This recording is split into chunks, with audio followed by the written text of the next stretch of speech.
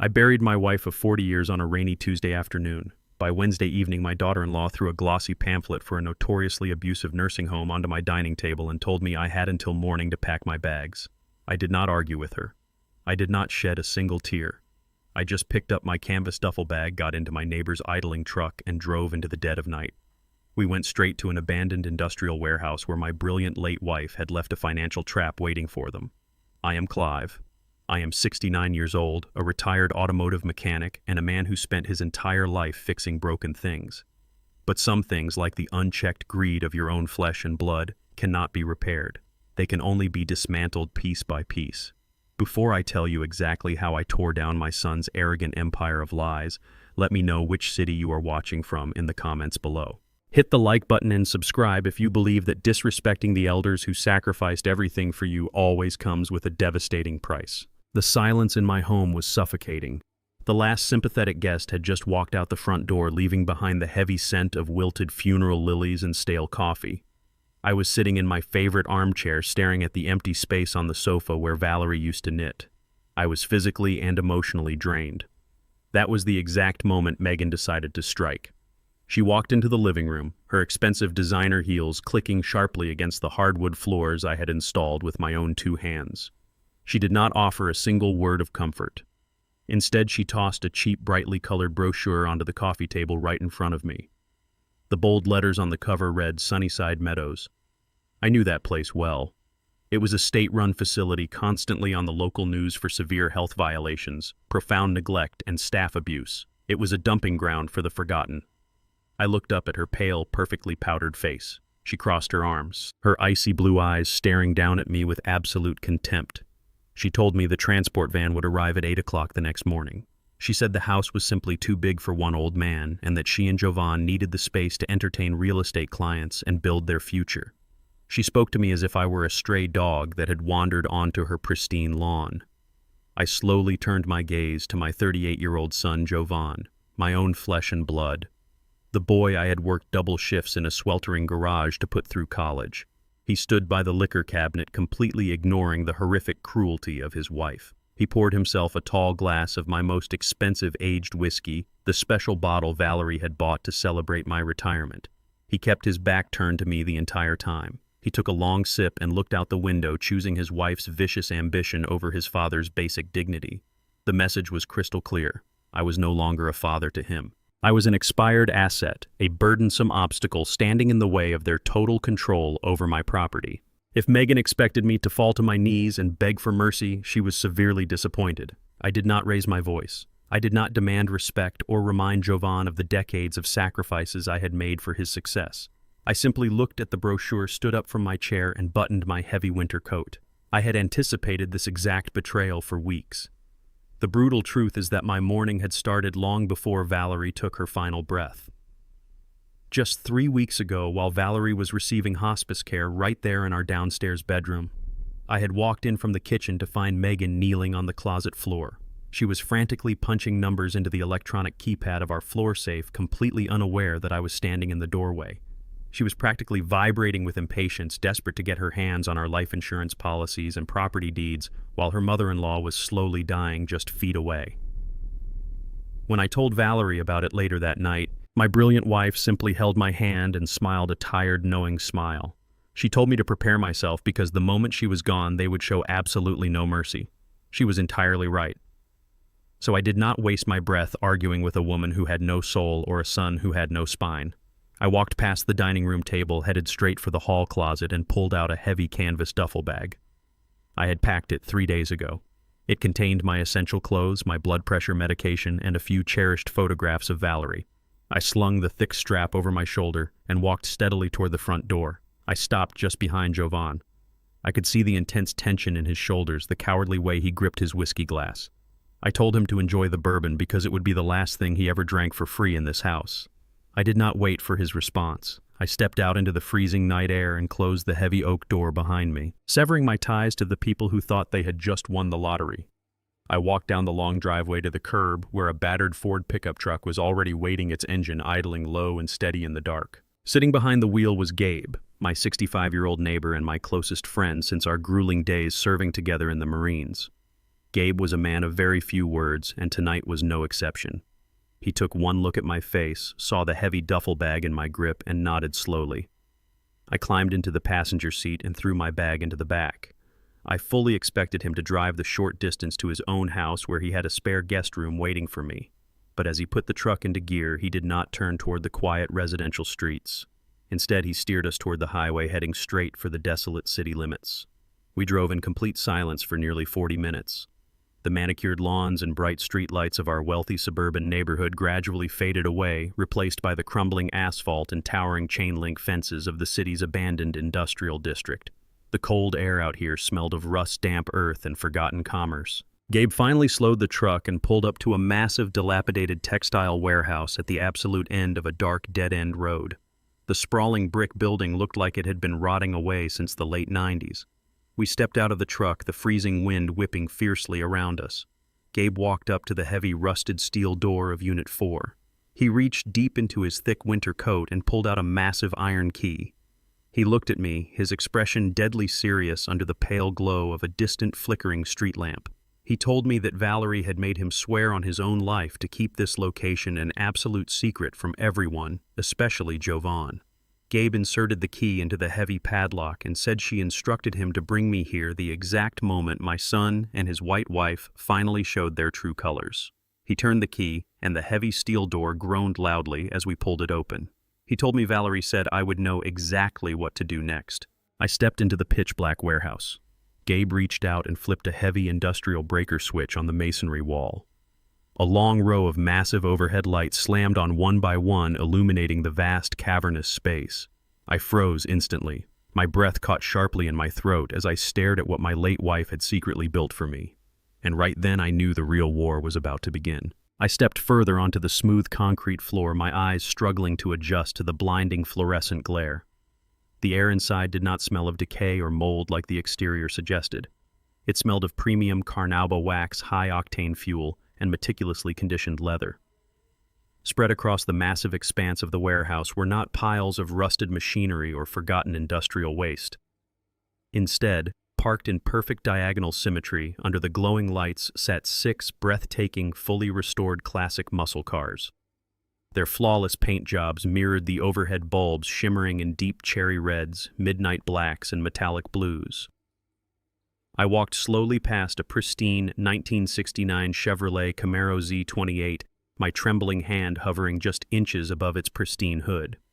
Next to it sat a 1970 Dodge Challenger RT looking as aggressive and immaculate as the day it rolled off the assembly line. Then came a Plymouth Barracuda, a Pontiac GTO, and a Ford Mustang Boss 429. These were not just vehicles, they were rolling masterpieces, automotive royalty, that collectors routinely fought over at high-end auctions, easily commanding millions of dollars in total value. I could hear Gabe's heavy boots echoing behind me as he locked the steel door from the inside, sealing us in this private sanctuary. He did not say a single word, allowing the sheer magnitude of the sight to wash over me entirely. I felt a phantom ache in my chest.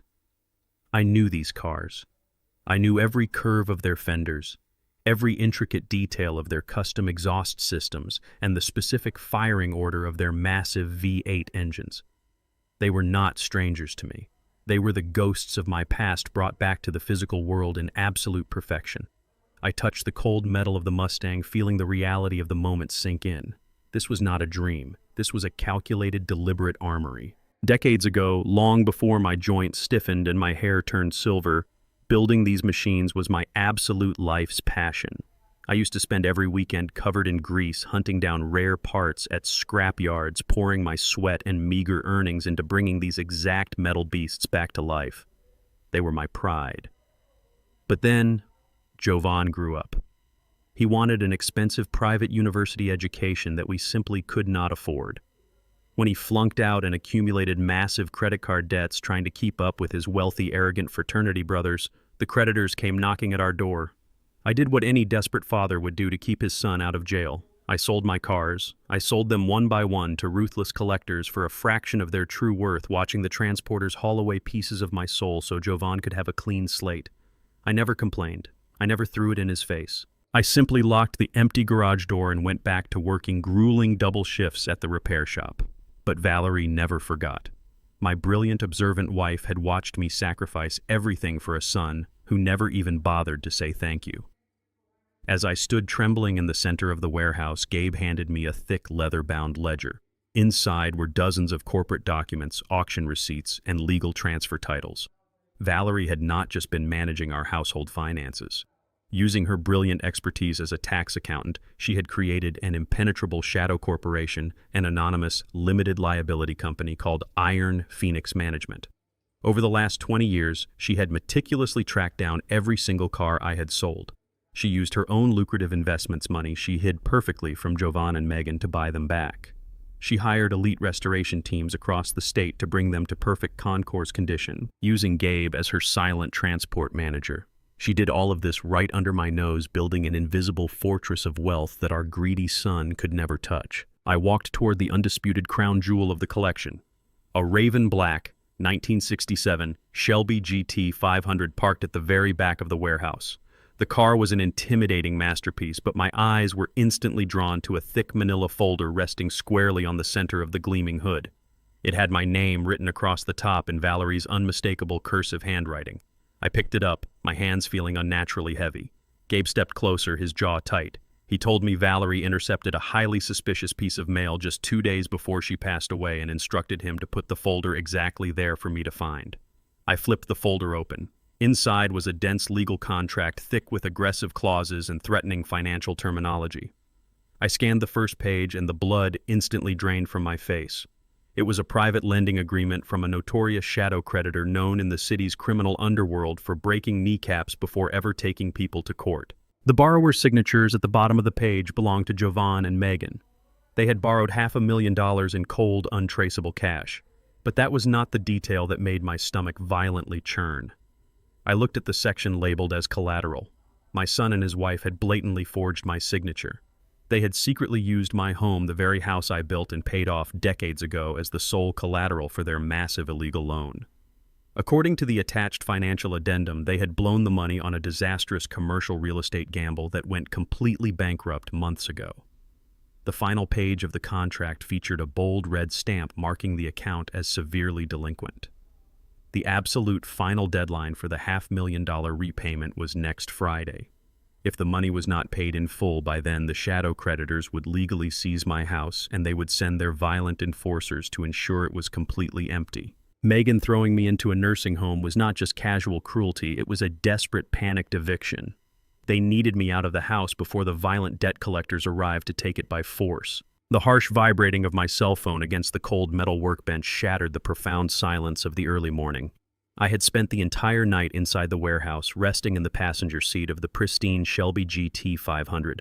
My mind had been racing relentlessly through the horrific reality of the forged loan documents sitting on the hood. When the phone screen lit up, illuminating the dark warehouse, the caller identification flashed Megan's name.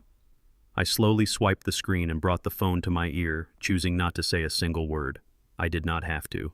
Megan was already screaming at the top of her lungs. Her voice was shrill, vibrating with an aggressive, chaotic panic that I had never heard from her before. She demanded to know where I had gone, desperately trying to play the role of the outraged and concerned caregiver.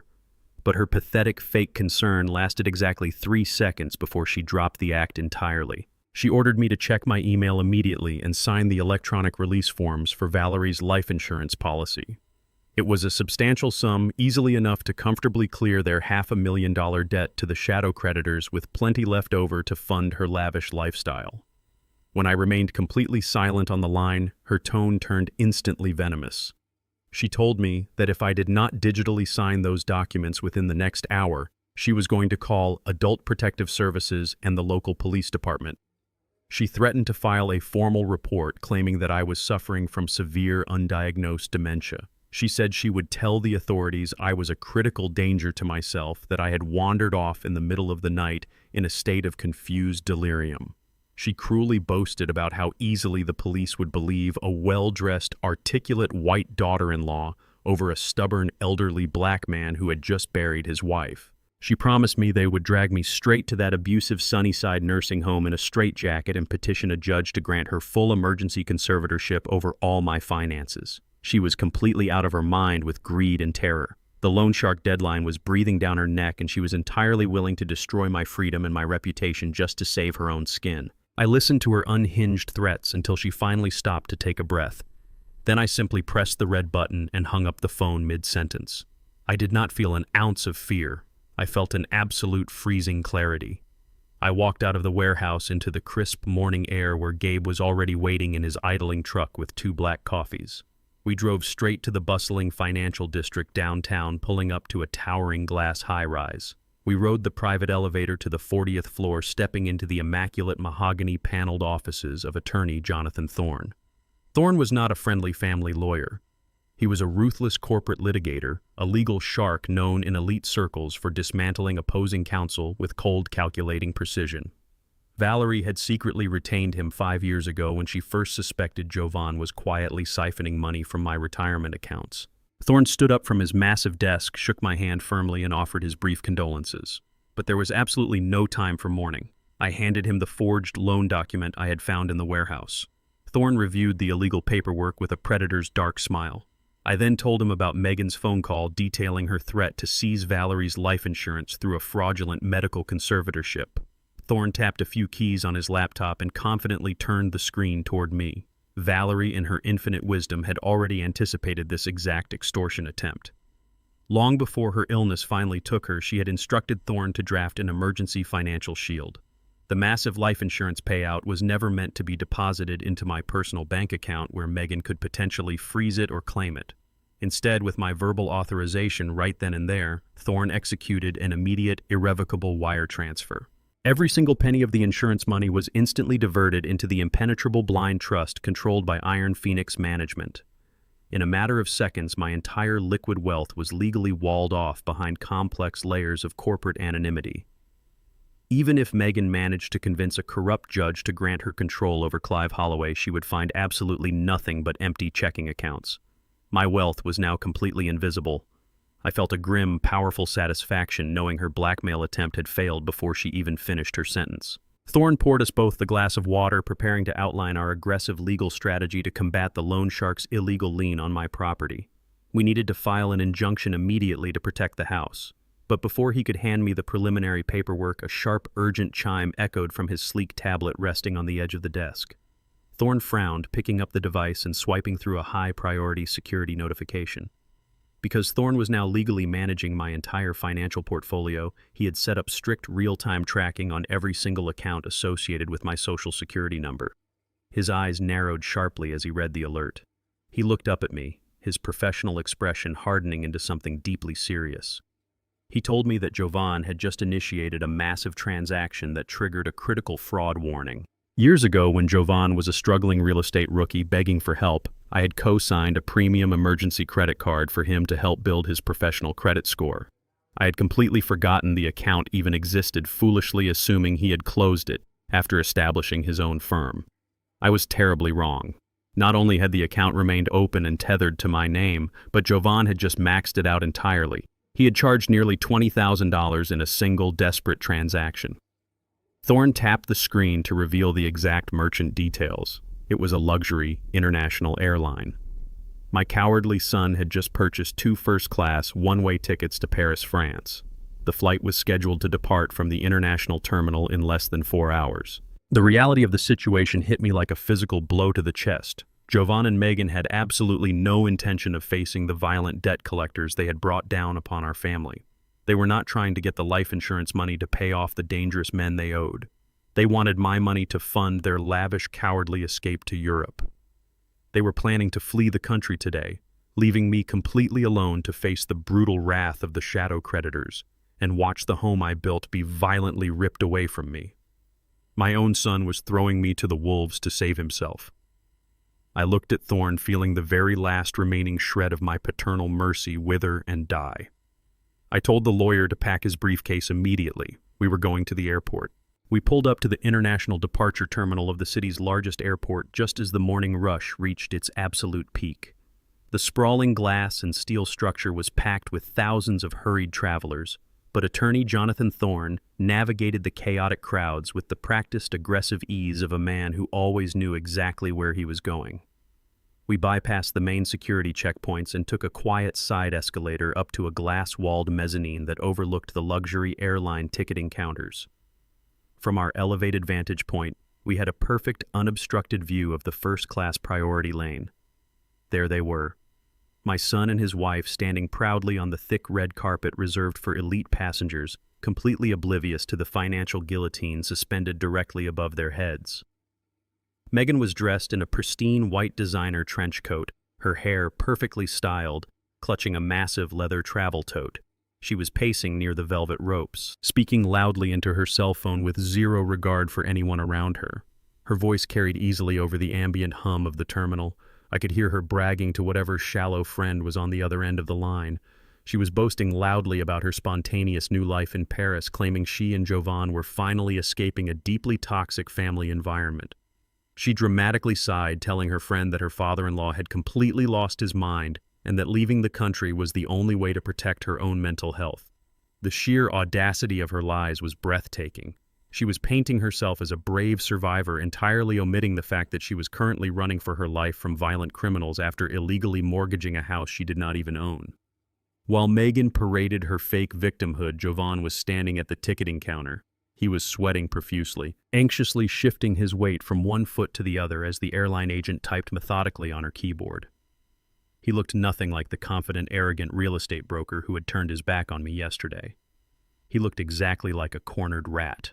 Thorne did not waste a single second observing their pathetic display. He set his sleek black briefcase on a high-top cafe table, snapped it open, and powered up his laptop. Using a highly encrypted mobile hotspot, he logged directly into the executive portal of the bank where my accounts were held. I stood right beside him, watching the digital numbers and legal authorizations flash rapidly across the bright screen. 20 years ago, when Jovan was 22 and facing eviction from his very first apartment, I had marched into my local bank branch and signed my own name to guarantee his credit. I had put my own hard-earned financial reputation on the line to save him from living on the freezing streets. I had given him a lifeline, trusting that my only child would respect the sacrifice. Instead, he had just weaponized that very same account to fund his cowardly escape, leaving his elderly father behind to face the brutal consequences of his massive criminal debt. But he had made a fatal miscalculation. Because my name was still listed as the primary guarantor on that premium joint account, I retained absolute executive authority over its status. Thorne looked up at me, his finger resting lightly on the touchpad. He asked for my final verbal confirmation to proceed. I did not hesitate for a fraction of a second. I told him to burn it all down. Thorne clicked the button. A green confirmation banner flashed across the screen, instantly freezing the account and flagging the recent $20,000 airline charge as a high-priority, fraudulent transaction. Down at the counter, the ticketing agent smiled politely and swiped Jovan's premium card through the machine. The terminal beeped sharply. A bright red error message illuminated the agent's monitor. She frowned, apologizing mechanically, and handed the card back, stating the transaction had been heavily declined. Jovan's face drained of all color. He frantically patted his pockets, pulling out a second credit card, one tied to his own failing real estate business. The agent swiped it. Declined. He slammed a third card onto the glass counter. Declined. The invisible financial wall Thorne and I had just erected was absolute.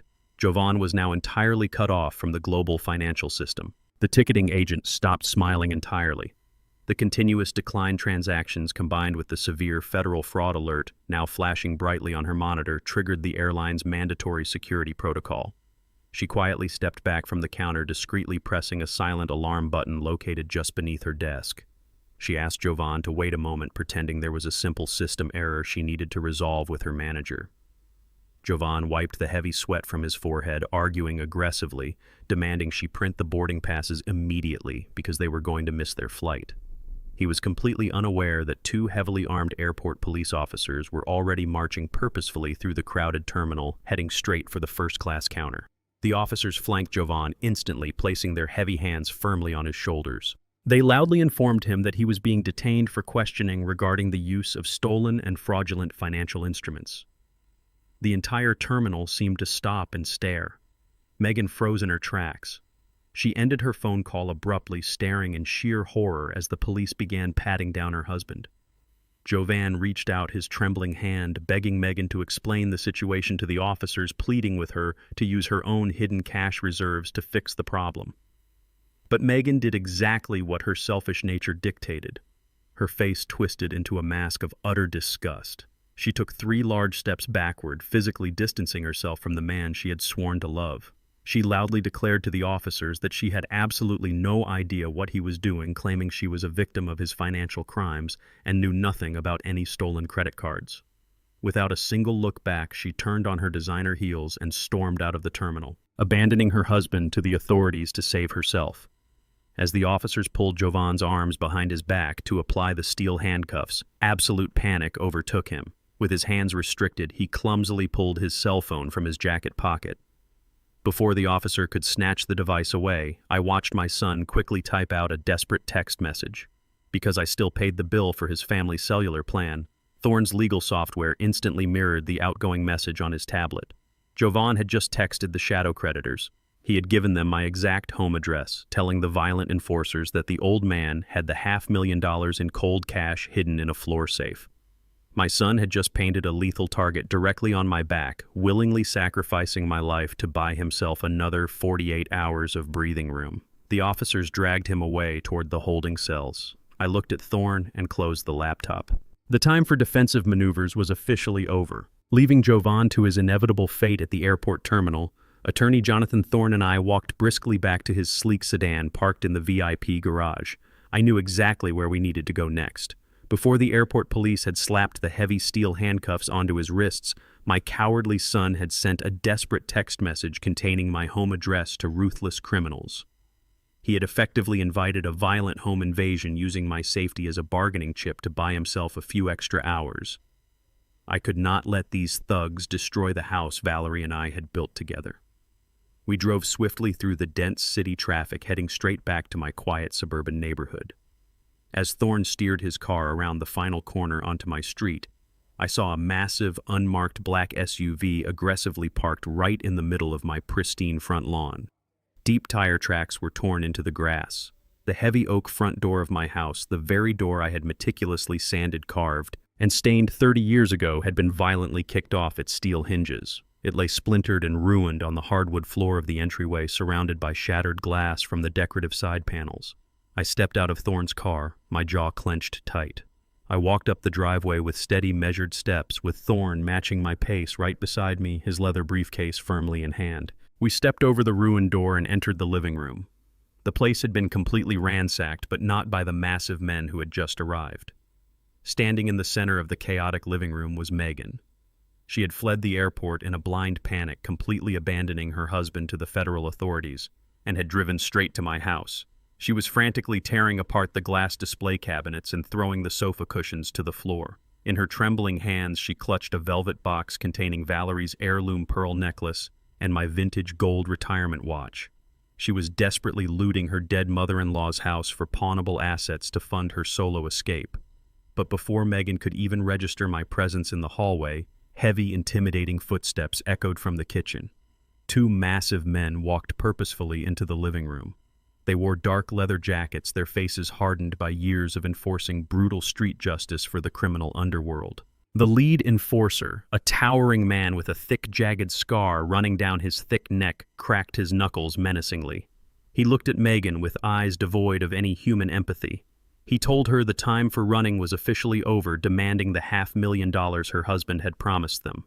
Megan backed away, trembling violently as the velvet jewelry box slipped from her sweaty fingers and crashed onto the floor. Valerie's beautiful pearls scattered wildly across the hardwood. Megan was completely trapped. Then her panicked eyes darted to the hallway and she finally saw me standing there. She did not hesitate. She did not show a single ounce of remorse for breaking into my home or stealing my wife's belongings. In a split second, her pure, unfiltered malice overrode her terror. She pointed her shaking, manicured finger directly at my chest. She screamed at the top of her lungs, commanding the violent men to take me instead. She frantically told them that I was the wealthy father, that I was hoarding a massive life insurance payout in secret bank accounts, and that I was the only one keeping their money from them. She offered my life to these monsters on a silver platter, entirely willing to watch me be beaten to death right there in my own living room if it meant she could walk out the back door uninjured. The 2 enforcers slowly turned their heavy gaze toward me. The scarred leader stepped forward, pulling a heavy steel crowbar from inside his jacket. He pointed the metal weapon at my chest, telling me that I was going to open the floor safe and sign over everything I owned to cover my son's massive debt. He slammed the crowbar against the ruined coffee table, shattering the glass top, demanding absolute compliance. I did not flinch. I did not step back. I looked the violent criminal dead in the eye, reached slowly into the inner breast pocket of my winter coat, and pulled out a single, perfectly crisp legal document. I stepped forward and calmly handed the paper directly to the towering enforcer. He frowned, lowering his weapon slightly as he took the document. Thorne stepped up beside me, formally introducing himself as my legal counsel and advising the men to read the paper very carefully before making a fatal legal error. The document was the certified, officially notarized deed to my home bearing the unforgeable seal of the county clerk. I explained to the men in a calm, unwavering voice that the collateral agreement Jovan and Megan had signed with their syndicate was a complete and utter fabrication. It was a worthless piece of paper. Months ago, while Valerie was supposedly weak and bedridden, she had meticulously executed a flawless transfer of property. Utilizing her brilliant expertise in corporate tax law, she had legally signed the full ownership of this house over to our anonymous corporate entity, Iron Phoenix Management. I did not own this house anymore.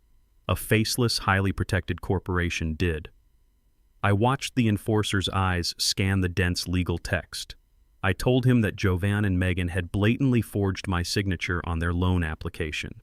They had absolutely no legal equity in this property, no right to offer it as a guarantee, and no claim whatsoever to its financial value. The house was an impenetrable corporate asset. If his syndicate attempted to seize the property or destroy it, they would not be dealing with a helpless old man. They would instantly trigger a massive federal investigation initiated by a heavily funded corporate entity, bringing the full crushing weight of the authorities down upon their illegal lending operation. Thorne tapped his briefcase, reminding the enforcer that the Financial Crimes Division was already crawling all over Jovan at the airport, and any aggressive action taken here today would instantly link their shadow syndicate to a major federal fraud case. The enforcer pulled out a burner phone and quietly dialed a number, reading the corporate registry details to whoever was on the other end. He waited in tense silence for 30 seconds. Then he slowly lowered the phone. The voice on the other end had confirmed every single word I said. The syndicate had been completely duped. The $500,000 loan was entirely unsecured. The atmosphere in the destroyed living room shifted instantly. The enforcer handed the legal deed back to Thorne. His demeanor transformed from aggressive intimidation to a cold, terrifying business calculation. He realized the syndicate had been defrauded by a desperate real estate broker and his greedy, manipulative wife. The massive debt they were owed had no safety net. He slowly turned his back on me and walked deliberately toward Megan. Megan pressed her back tightly against the wall, her breathing ragged and shallow. She tried to stammer out an excuse, promising she could find the money, begging them to give her just a few more weeks to sell her designer clothes and cars. The enforcer smiled. It was a terrifying, empty expression that promised absolute violence. He reached out and gently picked up one of Valerie's scattered pearls from the floor, rolling it slowly between his thick fingers. He told Megan that since the collateral was entirely fake, the financial burden fell squarely and exclusively on her and her husband's shoulders. And since her husband was currently sitting in a federal holding cell with his assets frozen, she was the sole available guarantor. He dropped the pearl. It bounced lightly against the hardwood. He leaned in close to Megan's terrified face, his voice dropping to a deadly whisper. He informed her that the syndicate did not care about her ruined marriage, her fraudulent activities, or her pathetic attempts to frame her father-in-law. They operated outside the bounds of civilized law, and they only cared about getting their money back. He gave her exactly 48 hours to produce $500,000 in untraceable cold, hard cash. He told her not to bother trying to pawn the stolen pearls on the floor, as they would barely cover the interest she had accrued this week. He warned her that if she tried to run to another city, they had men there who would find her. If she tried to hide in a cheap motel, they would drag her out into the street. If the $500,000 was not in their hands by Friday evening, they would not bother taking her to civil court. They would simply take her life, and they would make sure no one ever found her. Without another word, the two massive men turned around and walked out of the ruined front door, climbing into their black SUV and driving away. The silence they left behind was deafening. Megan slowly slid down the wall, collapsing onto the floor among the scattered pearls and broken glass. She buried her face in her hands, sobbing uncontrollably as the sheer, inescapable horror of her reality finally crushed her. She was entirely alone, hunted by killers, and completely out of options. I looked down at the woman who had tried to throw me away like garbage. I felt absolutely no pity. I turned my back on her, stepped over the broken door, and walked out of my house. The moment I walked out of the ruined front door, leaving Megan completely alone with her terrifying reality, a frantic survival instinct kicked into her selfish mind. She remained on the hardwood floor for only a few minutes before the sheer panic forced her onto her feet. The scattered pearls left behind by the loan shark were virtually worthless on the street, and she knew the massive men would return in exactly 48 hours to claim their $500,000. She needed serious cash, and she needed it tonight. Megan ran up the stairs to the master bedroom, tearing through the remaining drawers and closets. She was searching for the one item Valerie had always kept hidden from her greedy eyes. It was a custom platinum wedding ring featuring a pristine 2-carat blue diamond from the 1920s. It was an irreplaceable family heirloom that had been appraised for nearly $100,000. Valerie had secreted it away in a false bottom of her wooden vanity precisely because she knew Megan would try to sell it the moment she passed away. Driven by absolute desperation, Megan smashed the vanity mirror with a heavy brass lamp, prying the wooden panels apart until her bloody fingers brushed against the small velvet pouch. She grabbed the ring, shoved a few remaining clothes into a garbage bag, and fled the house. She did not go to a luxury hotel. She knew her name and face were likely being monitored by the syndicate. Instead, she drove her leased car to a seedy, rundown motel positioned right on the edge of the interstate highway. She paid the heavily tattooed clerk in crumpled cash and locked herself inside a room that smelled intensely of stale cigarette smoke and cheap bleach. Megan knew that walking into a standard pawn shop with a rare blue diamond would instantly trigger police suspicion. Standard jewelers would ask for certificates of authenticity she did not possess, and they would only offer her pennies on the dollar. She needed untraceable money. Pulling out her encrypted laptop, she accessed a highly secure underground digital forum known for fencing stolen high-end goods. She snapped several detailed photographs of the ring under the harsh bathroom light and uploaded them to the dark web broker network, demanding $50,000 in immediate cash for a fast, unquestioned sale. She sat on the edge of the stained mattress, chewing her fingernails down to the quick, praying for a wealthy criminal to take the bait. She had absolutely no idea that she had just cast her line directly into my own backyard. The digital broker who responded to her desperate listing within 10 minutes was not an anonymous Russian oligarch or a faceless cartel boss. His street name was Silas. 30 years ago, Silas was a reckless teenager running a dangerous local street gang right in my neighborhood. He was heading down a path that would have inevitably ended in a prison sentence or a casket. I had caught him trying to steal the hubcaps off my truck one summer evening. Instead of calling the cops and ruining his life, I dragged him into my garage by his collar. I put a heavy wrench in his hand and made him work off his debt. Over the next 5 years, I taught him the mechanic trade. I fed him dinner when his own parents vanished, and I kept him off the violent streets. Silas eventually opened his own auto body shop, which doubled as a highly discreet fencing operation for the city's underground economy.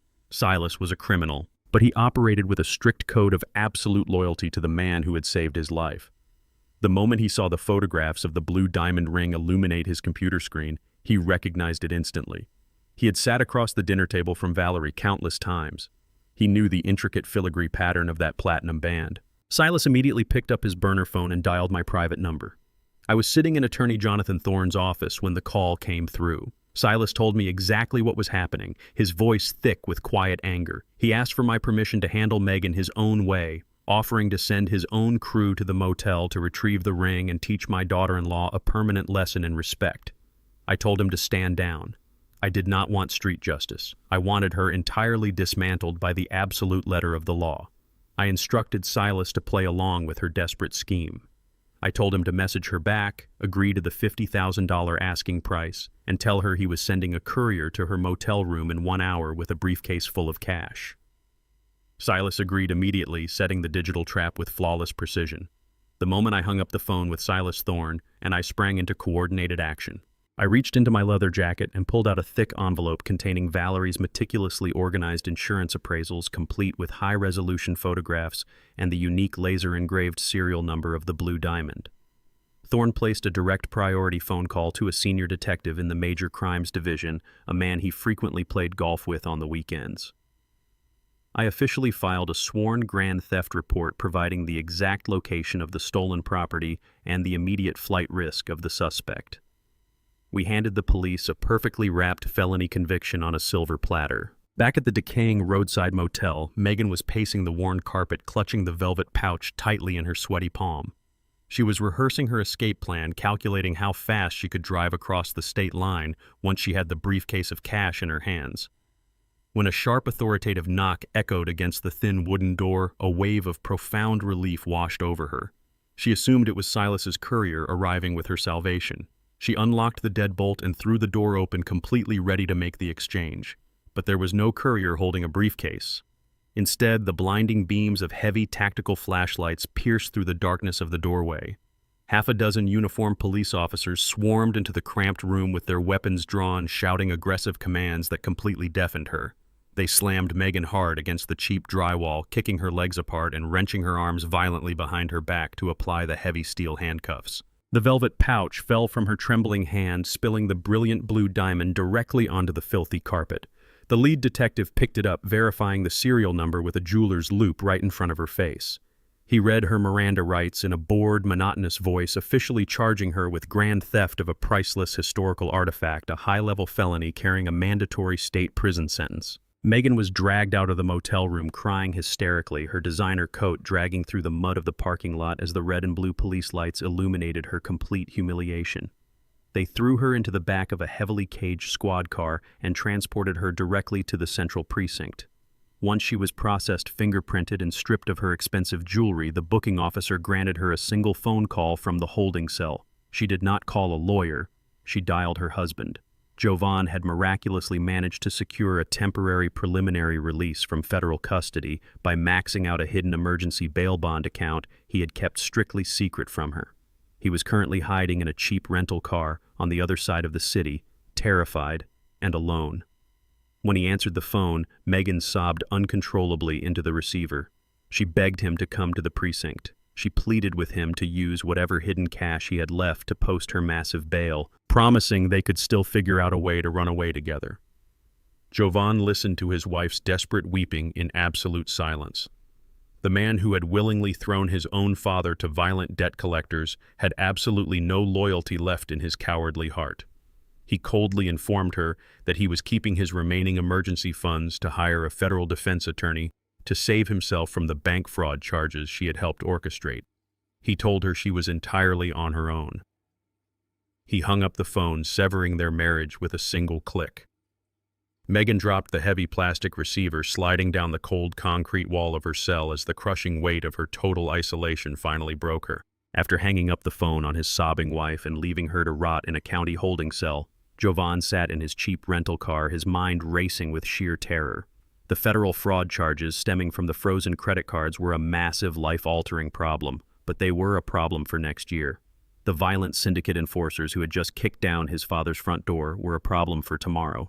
He needed $500,000 immediately, or he was a dead man. He gripped the steering wheel, his knuckles turning pure white, and made the absolute most reckless decision of his entire miserable life. He drove straight to the gleaming downtown headquarters of Pinnacle Luxury Brokerage, the high-end commercial real estate firm where he was a senior partner. He badged through the towering glass security gates, completely ignoring the cheerful morning greetings of the receptionists.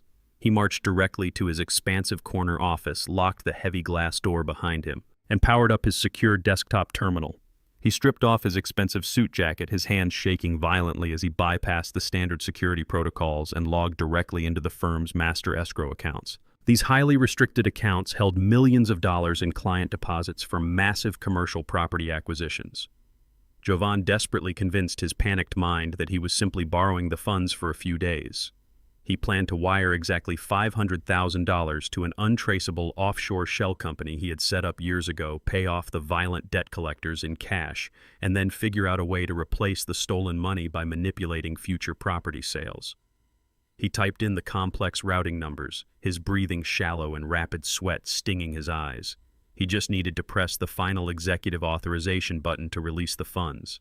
He moved his trembling finger toward the mouse, fully prepared to commit massive corporate theft to save his own skin.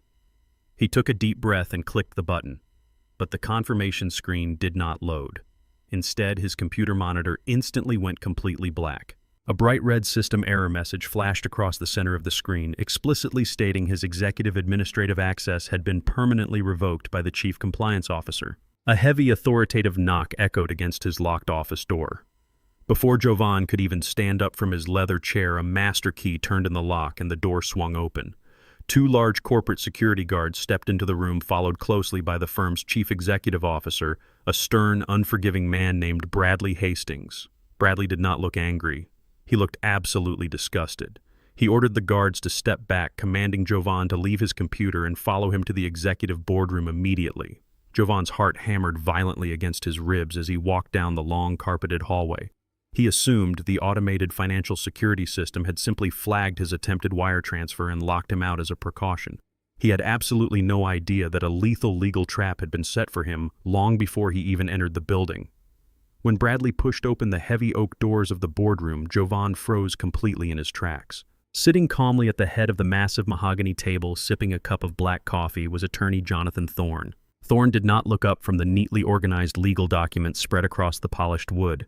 He simply gestured to an empty leather chair opposite him.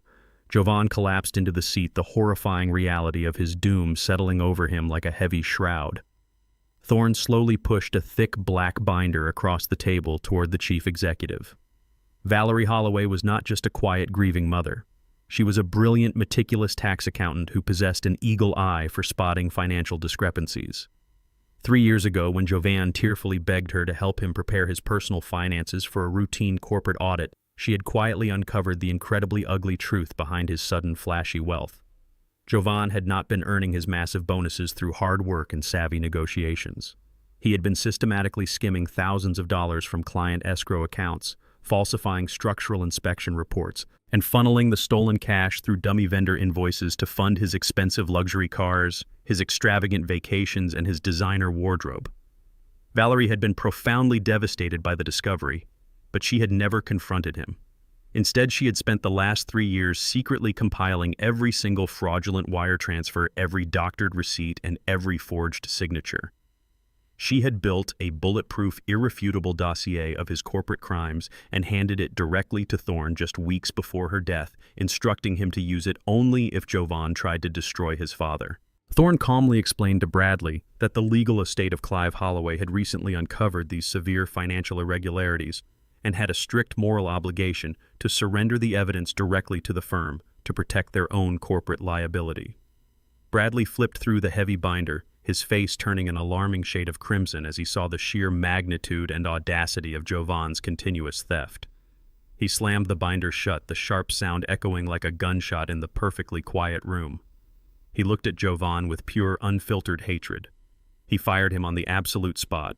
Bradley informed Jovan that his corporate security badge was permanently deactivated, and his substantial equity in the brokerage firm was immediately seized to cover the stolen funds. He told him his state broker's license was being permanently revoked as of this very minute.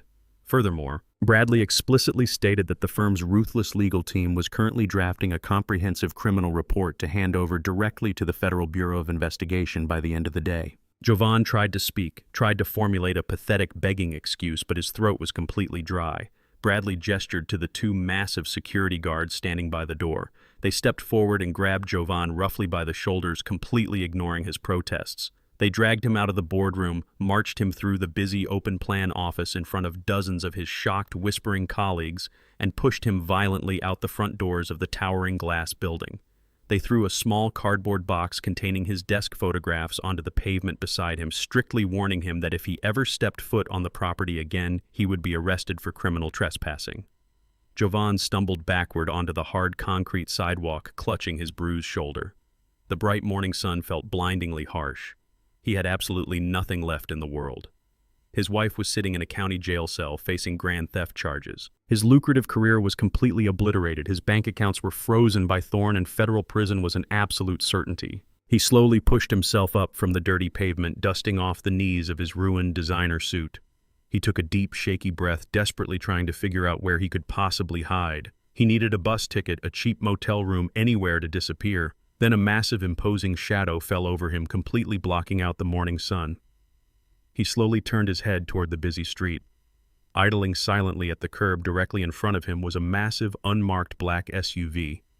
Deep scratches marred the paint on the passenger door exactly like the vehicle parked on his father's lawn yesterday. The heavily tinted rear window slowly rolled down with a soft, mechanical hum. Staring back at him from the dark interior with dead, merciless eyes was the towering, scarred enforcer from the syndicate. The man did not say a single word. He simply unlocked the rear door and kicked it open, gesturing for Jovan to get inside. The 48-hour deadline had just been drastically accelerated, and there was absolutely nowhere left to run. Megan did not stay in that county holding cell for long. She had spent years cultivating a network of wealthy, naive acquaintances, and she managed to manipulate a former college roommate into posting her exorbitant bail by promising a massive return on investment from a fake real estate deal. The moment she stepped out of the precinct, the ticking clock of the syndicate's 48-hour deadline hammered relentlessly against her skull. She knew her husband was utterly useless, likely already captured or dead, which meant the violent debt collectors would be coming strictly for her. Her survival depended entirely on forcing my hand. She needed the $500,000, and she needed it today.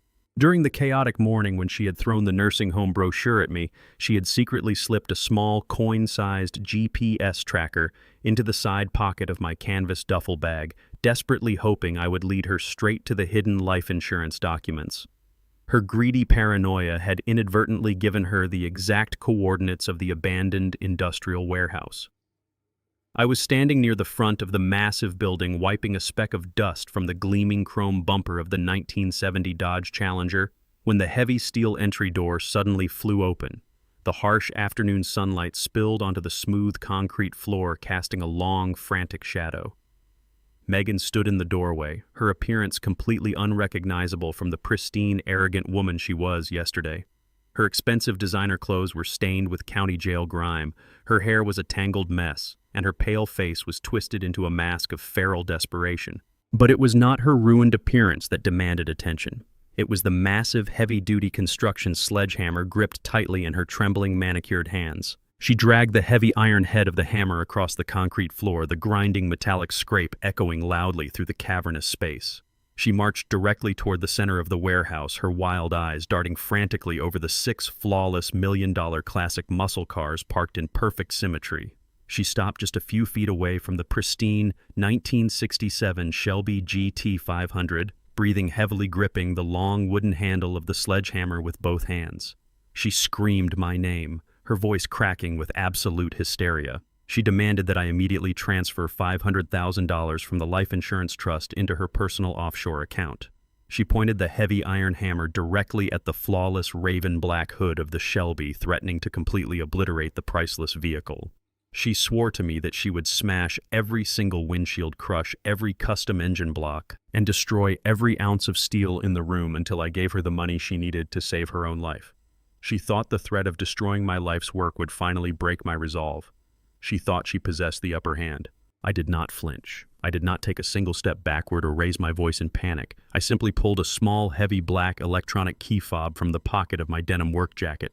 I looked at the frantic, desperate woman standing before me and firmly pressed the red button located in the center of the device. A loud, piercing hydraulic hiss instantly echoed from the walls. The massive steel entry door that Megan had left wide open suddenly slammed shut with a deafening, earth-shaking thud.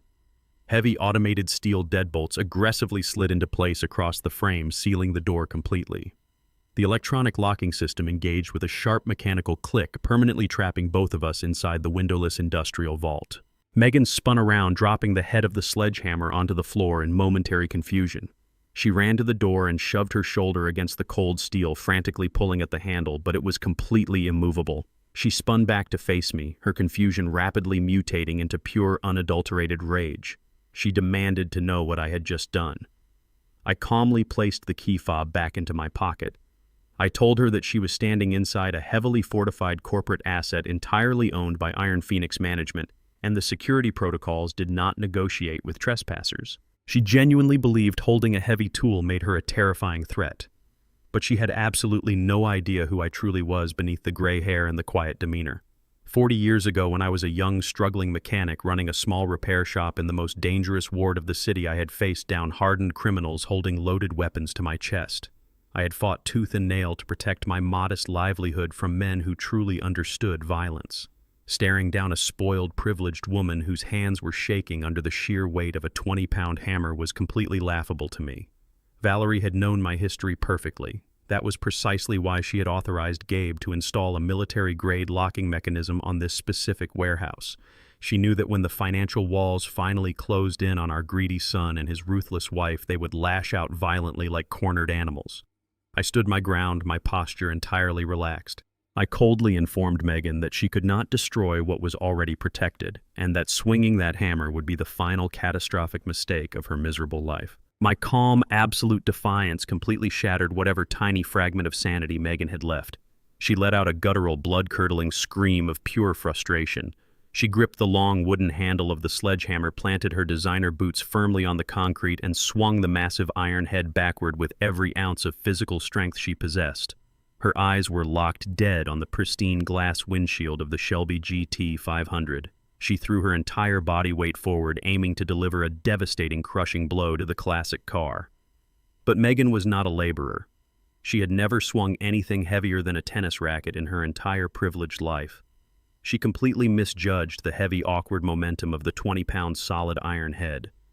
As she swung the hammer downward, the sheer weight threw her violently off balance. Her designer boots slipped on the smooth, polished concrete floor. The sledgehammer missed the Shelby entirely.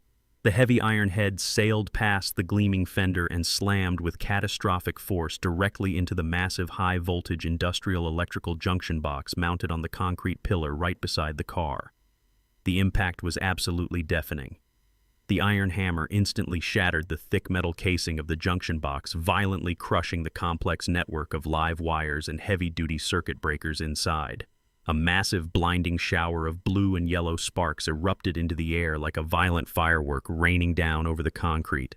The heavy sledgehammer was instantly welded to the exposed circuitry by a massive electrical arc. Megan shrieked in sheer terror, letting go of the wooden handle and throwing herself backward onto the floor, just as a deafening explosive crack echoed through the entire warehouse.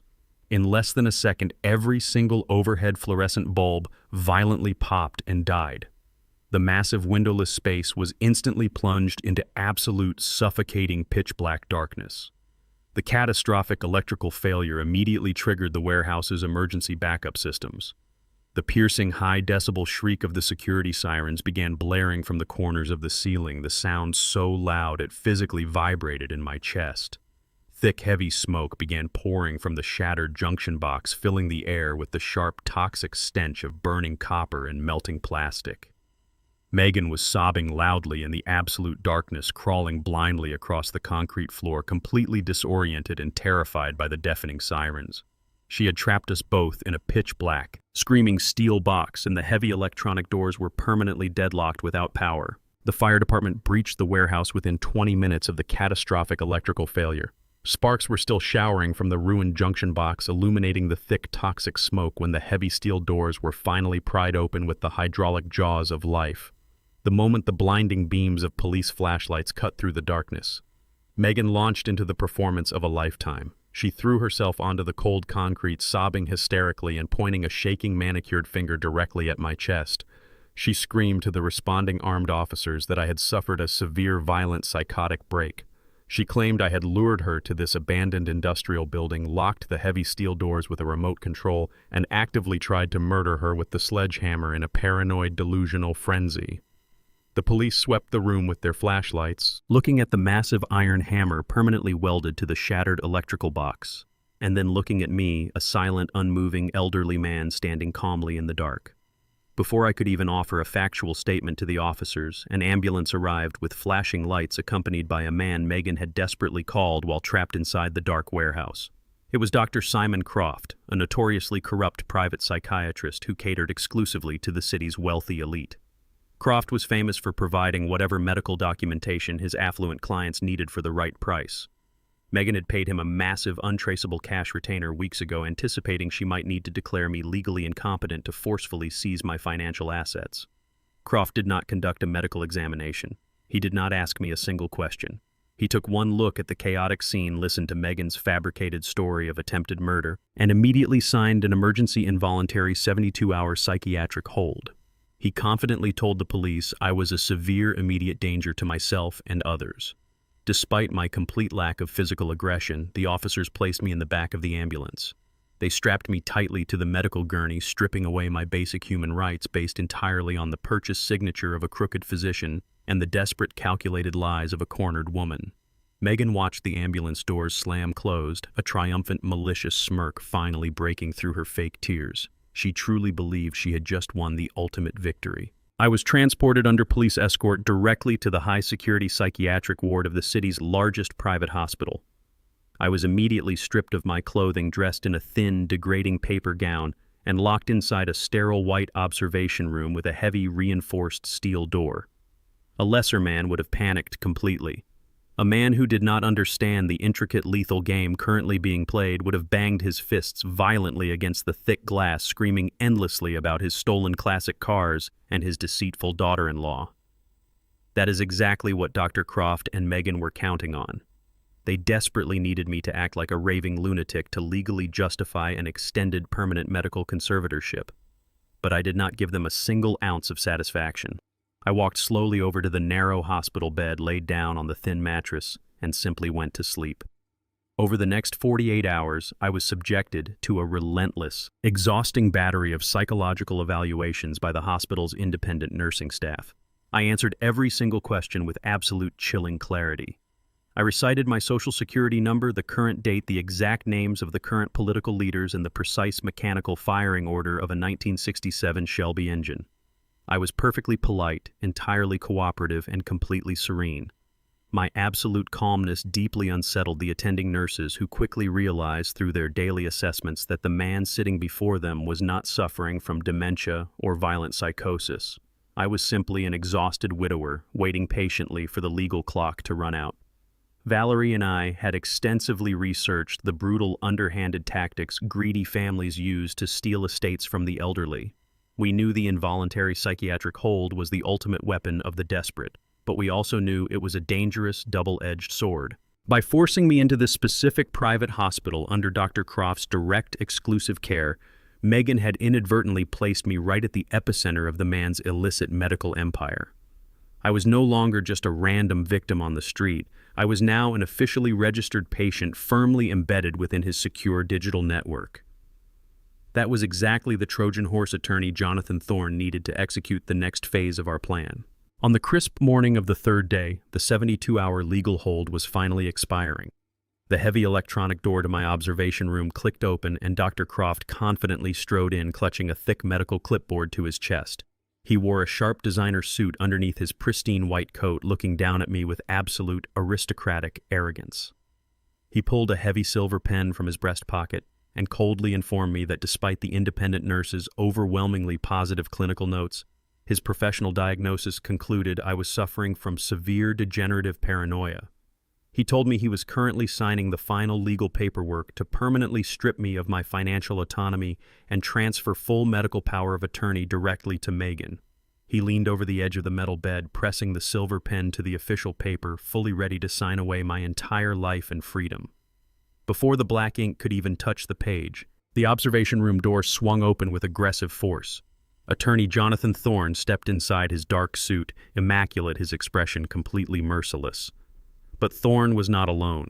Flanking him were two massive, stern men wearing dark windbreakers with the bright yellow letters of the Federal Bureau of Investigation printed boldly across the back. One of the federal agents held a thick stack of official arrest warrants.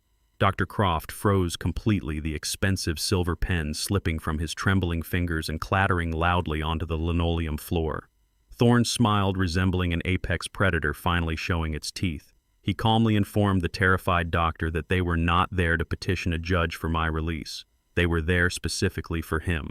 By officially admitting me as a direct patient under his primary care, Croft had legally authorized Thorne to subpoena my entire digital medical file, including the complex billing codes routed through the hospital's master servers.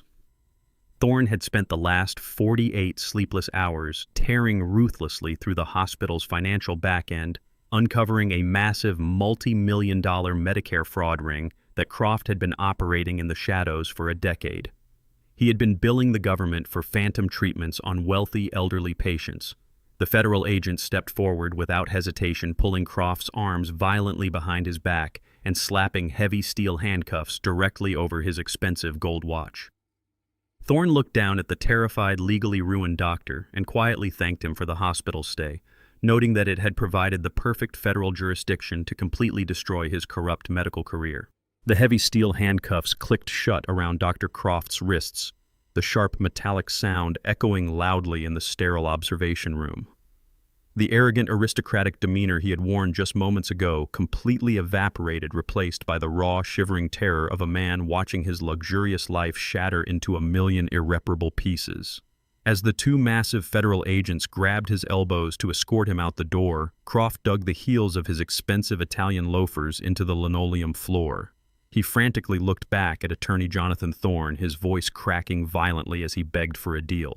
He knew the Medicare fraud charges alone would guarantee him a decade in federal prison, but he also knew his crimes went far deeper than manipulating hospital billing codes. To save his own skin, the corrupt psychiatrist instantly turned on the woman who had paid him.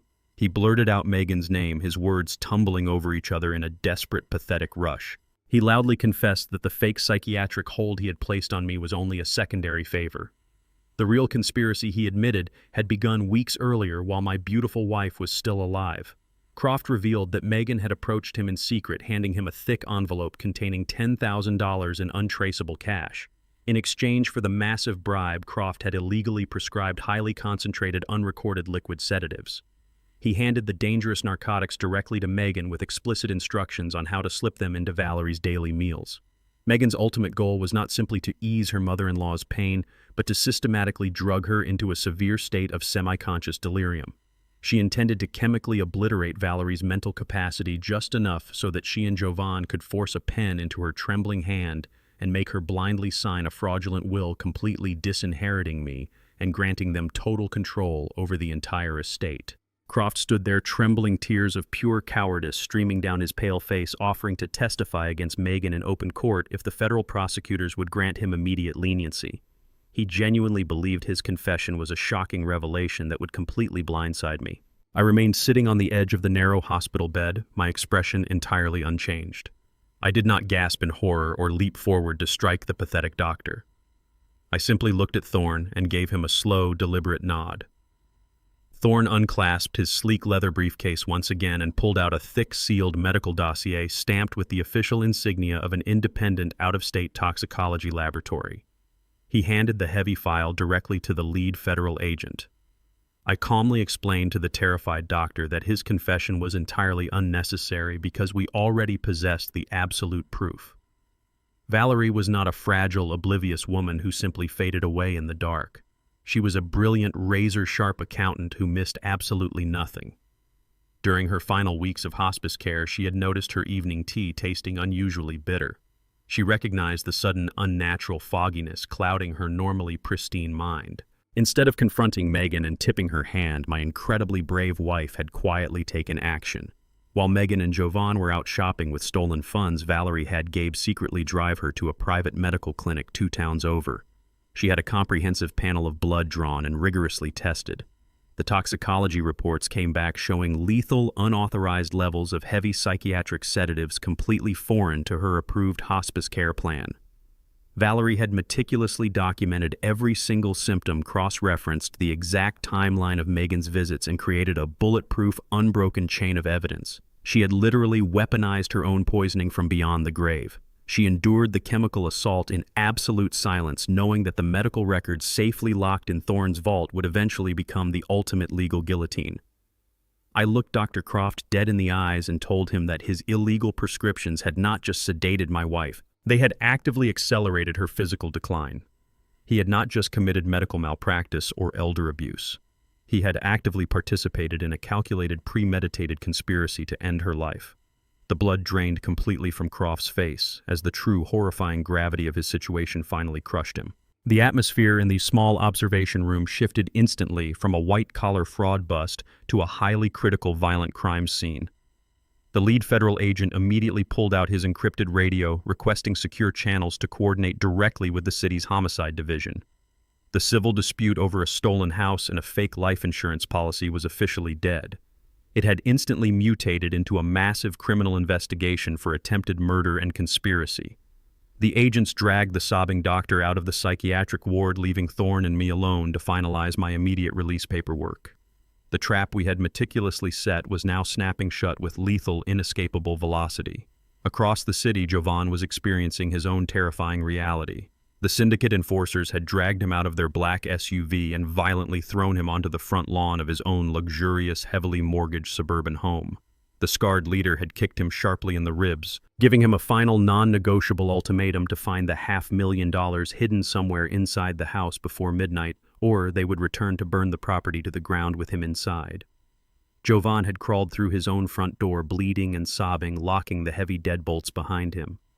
He was currently sitting on the floor of his dark, empty living room, frantically trying to access whatever offshore pennies he had left on his cracked cell phone. Every shadow terrified him. Every creak of the floorboards made his heart completely stop. Then a series of heavy, aggressive knocks violently shook his front door. Jovan froze his breath, catching painfully in his throat. He assumed the shadow creditors had grown impatient and returned early to execute him. He slowly crept toward the entryway, his knees trembling violently, fully expecting to see the scarred enforcer waiting to break his legs with a steel bat. But when he peered through the glass side panel, he did not see leather jackets or street criminals. He saw the grim, hardened faces of 4 armed homicide detectives wearing heavy tactical vests.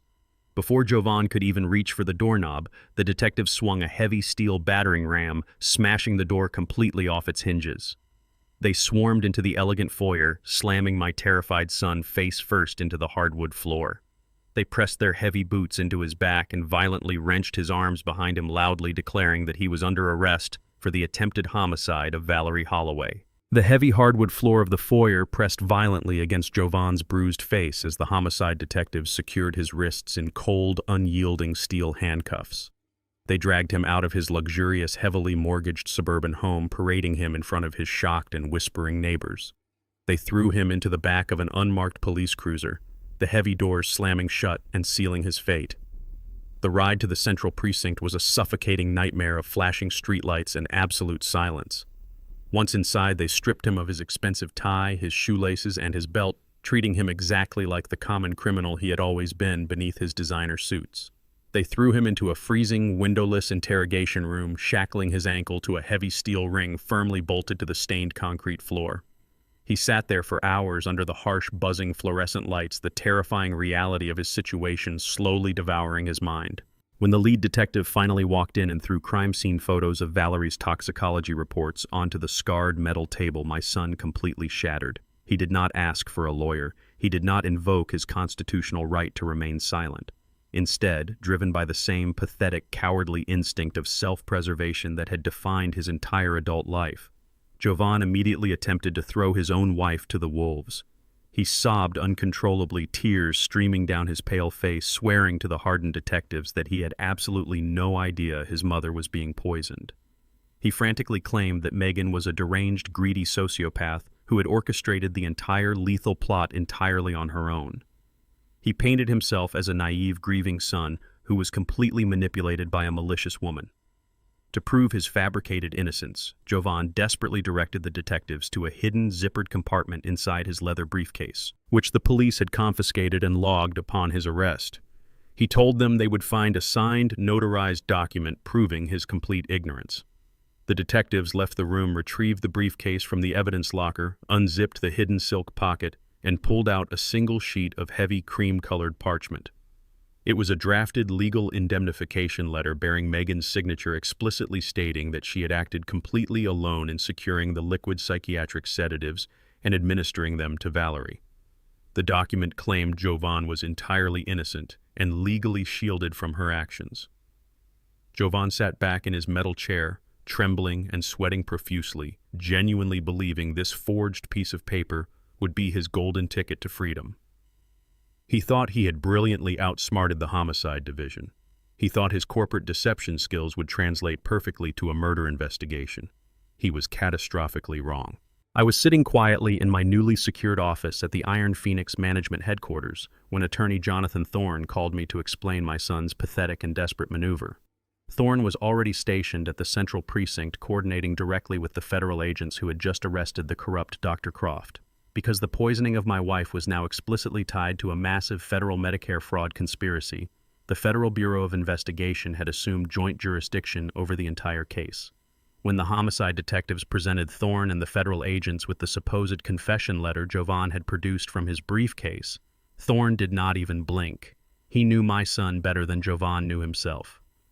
3 years ago, when Valerie was meticulously compiling the damning evidence of Jovan's corporate embezzlement, she had noted his frequent clumsy use of forged signatures to bypass compliance officers at his real estate firm. Forging documents was Jovan's default defense mechanism when backed into a corner. Thorne immediately requested that the document be handed over to a specialized federal forensic document examiner who was already on site analyzing Dr. Croft's fraudulent hospital billing records. The examiner, a meticulous veteran of federal fraud cases, took the cream-colored parchment into a temporary high-tech field laboratory set up in the precinct's conference room. The complete dismantling of Jovan's desperate lie took less than 15 minutes. The forensic expert placed the document under a high-intensity ultraviolet light and closely examined the microscopic composition of the printer ink and the paper fibers. The results were absolutely devastating for my son. First, the expert identified microscopic, practically invisible yellow tracking dots printed uniformly across the background of the page. These distinct dots are automatically generated by modern commercial laser printers to secretly log the exact time date and serial number of the machine used for every single print job. The hidden digital timestamp irrevocably proved the document had not been printed months ago before Valerie's death, as Jovan had adamantly claimed. It had been printed exactly 2 days ago using the high-end commercial printer located in Jovan's now former real estate office. Furthermore, the expert analyzed the deep blue ink of the notary stamp pressed into the bottom right corner of the page. A quick cross-reference with the state digital database revealed it was a complete fabrication, a cloned stamp copied from a public registry that had expired 5 years ago. Jovan had literally sat in his luxurious corner office just 48 hours prior, forged his own wife's signature, and stamped it with fake legal credentials, planning to use it as a desperate get-out-of-jail-free card if the authorities ever came knocking at his door. He had manufactured a federal crime to cover up a state homicide. When the lead homicide detective finally re-entered the freezing interrogation room, Jovan looked up with pathetic, hopeful eyes, fully expecting to be uncuffed and released with an apology. Instead, the heavy-set detective slammed the comprehensive forensic report violently onto the metal table, the sound echoing sharply off the concrete walls. He leaned in incredibly close to my son, his voice dripping with absolute unfiltered disgust, and informed Jovan that presenting fabricated forged evidence in the middle of a capital homicide investigation was the most catastrophic mistake he could possibly make. The federal agents stepped into the small room immediately behind the detective, their expressions completely merciless. They officially charged Jovan with federal perjury, severe evidence tampering, and the felony obstruction of a major criminal justice investigation. In a matter of minutes, Jovan had completely and permanently destroyed whatever tiny shred of credibility he had left in the world. No judge, no jury, and no prosecutor would ever believe a single syllable he uttered moving forward. Because he had actively and maliciously tried to derail a murder investigation with forged legal documents, the presiding night court magistrate initially moved to revoke all standard bail privileges, declaring him a severe, undeniable flight risk and a direct danger to the integrity of the judicial system.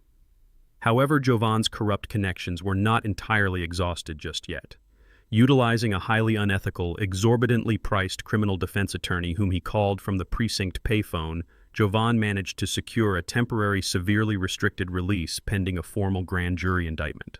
The judge agreed to the arrangement, but set the bond at an astronomical punitive cash amount. Jovan was forced to liquidate the absolute last remaining reserves of his hidden offshore shell accounts, completely draining his secret emergency funds down to zero. He was forced to surrender his passport to the federal agents and was fitted with a heavy, unremovable GPS tracking ankle monitor that chafed against his skin.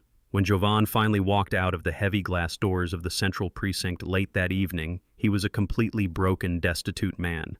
He had absolutely no money, no allies, and no safe harbor left to retreat to.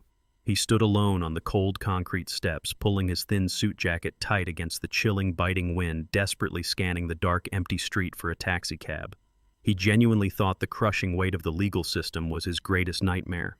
He had been so consumed by the police and the federal agents that he had completely forgotten about the violently impatient men operating entirely outside the boundaries of civilized law. As he walked slowly toward the deep shadows of the adjacent municipal parking garage, shivering from the cold and the residual terror of his interrogation, he did not notice the massive unmarked black SUV slowly rolling out of the darkness.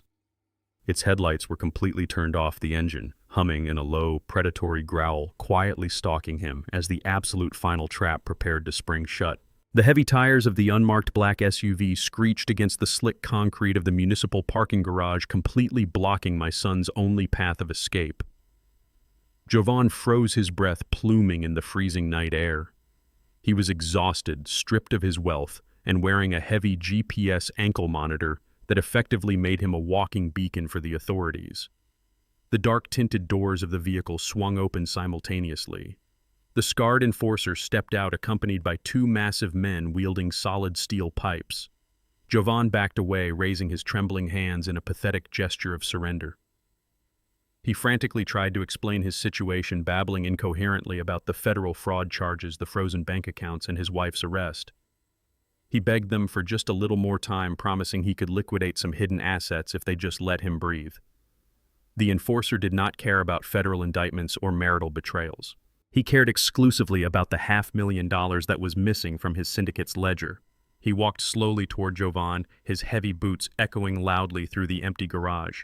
He grabbed my son by the lapels of his ruined designer suit and slammed him violently against the concrete pillar. The enforcer told Jovan that his excuses were completely worthless. He signaled to one of his men. The massive thug stepped forward, grabbed Jovan's left arm, and pulled it taut against the sharp edge of the concrete pillar. Jovan screamed, thrashing wildly, but he was entirely powerless. The thug raised the heavy steel pipe and brought it down with catastrophic force directly onto Jovan's forearm. The sickening snap of breaking bone echoed sharply in the cold air. Jovan collapsed to the ground, vomiting from the sheer blinding agony clutching his mangled arm. The scarred enforcer leaned over him, his voice devoid of any human emotion. He informed Jovan that the 48-hour window was officially closed. He was giving him a final, absolute 12-hour ultimatum. If the $500,000 was not delivered by noon the next day, they would not bother breaking any more bones. They would simply put a bullet in his head and leave his body in the trunk of his cheap rental car. Left bleeding and completely alone on the freezing concrete floor of the parking garage, Jovan finally understood the absolute totality of his ruin. He could not go to the police as he was already facing massive federal charges, and they would offer no protection for a debt incurred through criminal fraud. He could not go to his colleagues who had watched him be dragged out of his own brokerage firm in disgrace. He had absolutely no one left in the entire world except the father he had callously tried to throw into an abusive nursing home. Driven by the primal, desperate instinct to survive, Jovan managed to pull himself up from the ground. Cradling his shattered arm against his chest, he stumbled out of the parking garage and began the agonizing journey across the city. He walked for hours through the freezing night, his designer shoes scuffing against the unforgiving pavement, his expensive suit stained with his own blood and vomit. By the time the first pale rays of dawn began to break over the horizon, he finally collapsed onto the wooden steps of my front porch. I was sitting in my armchair in the living room, awake and fully dressed, when I heard the heavy, desperate thud against the front door.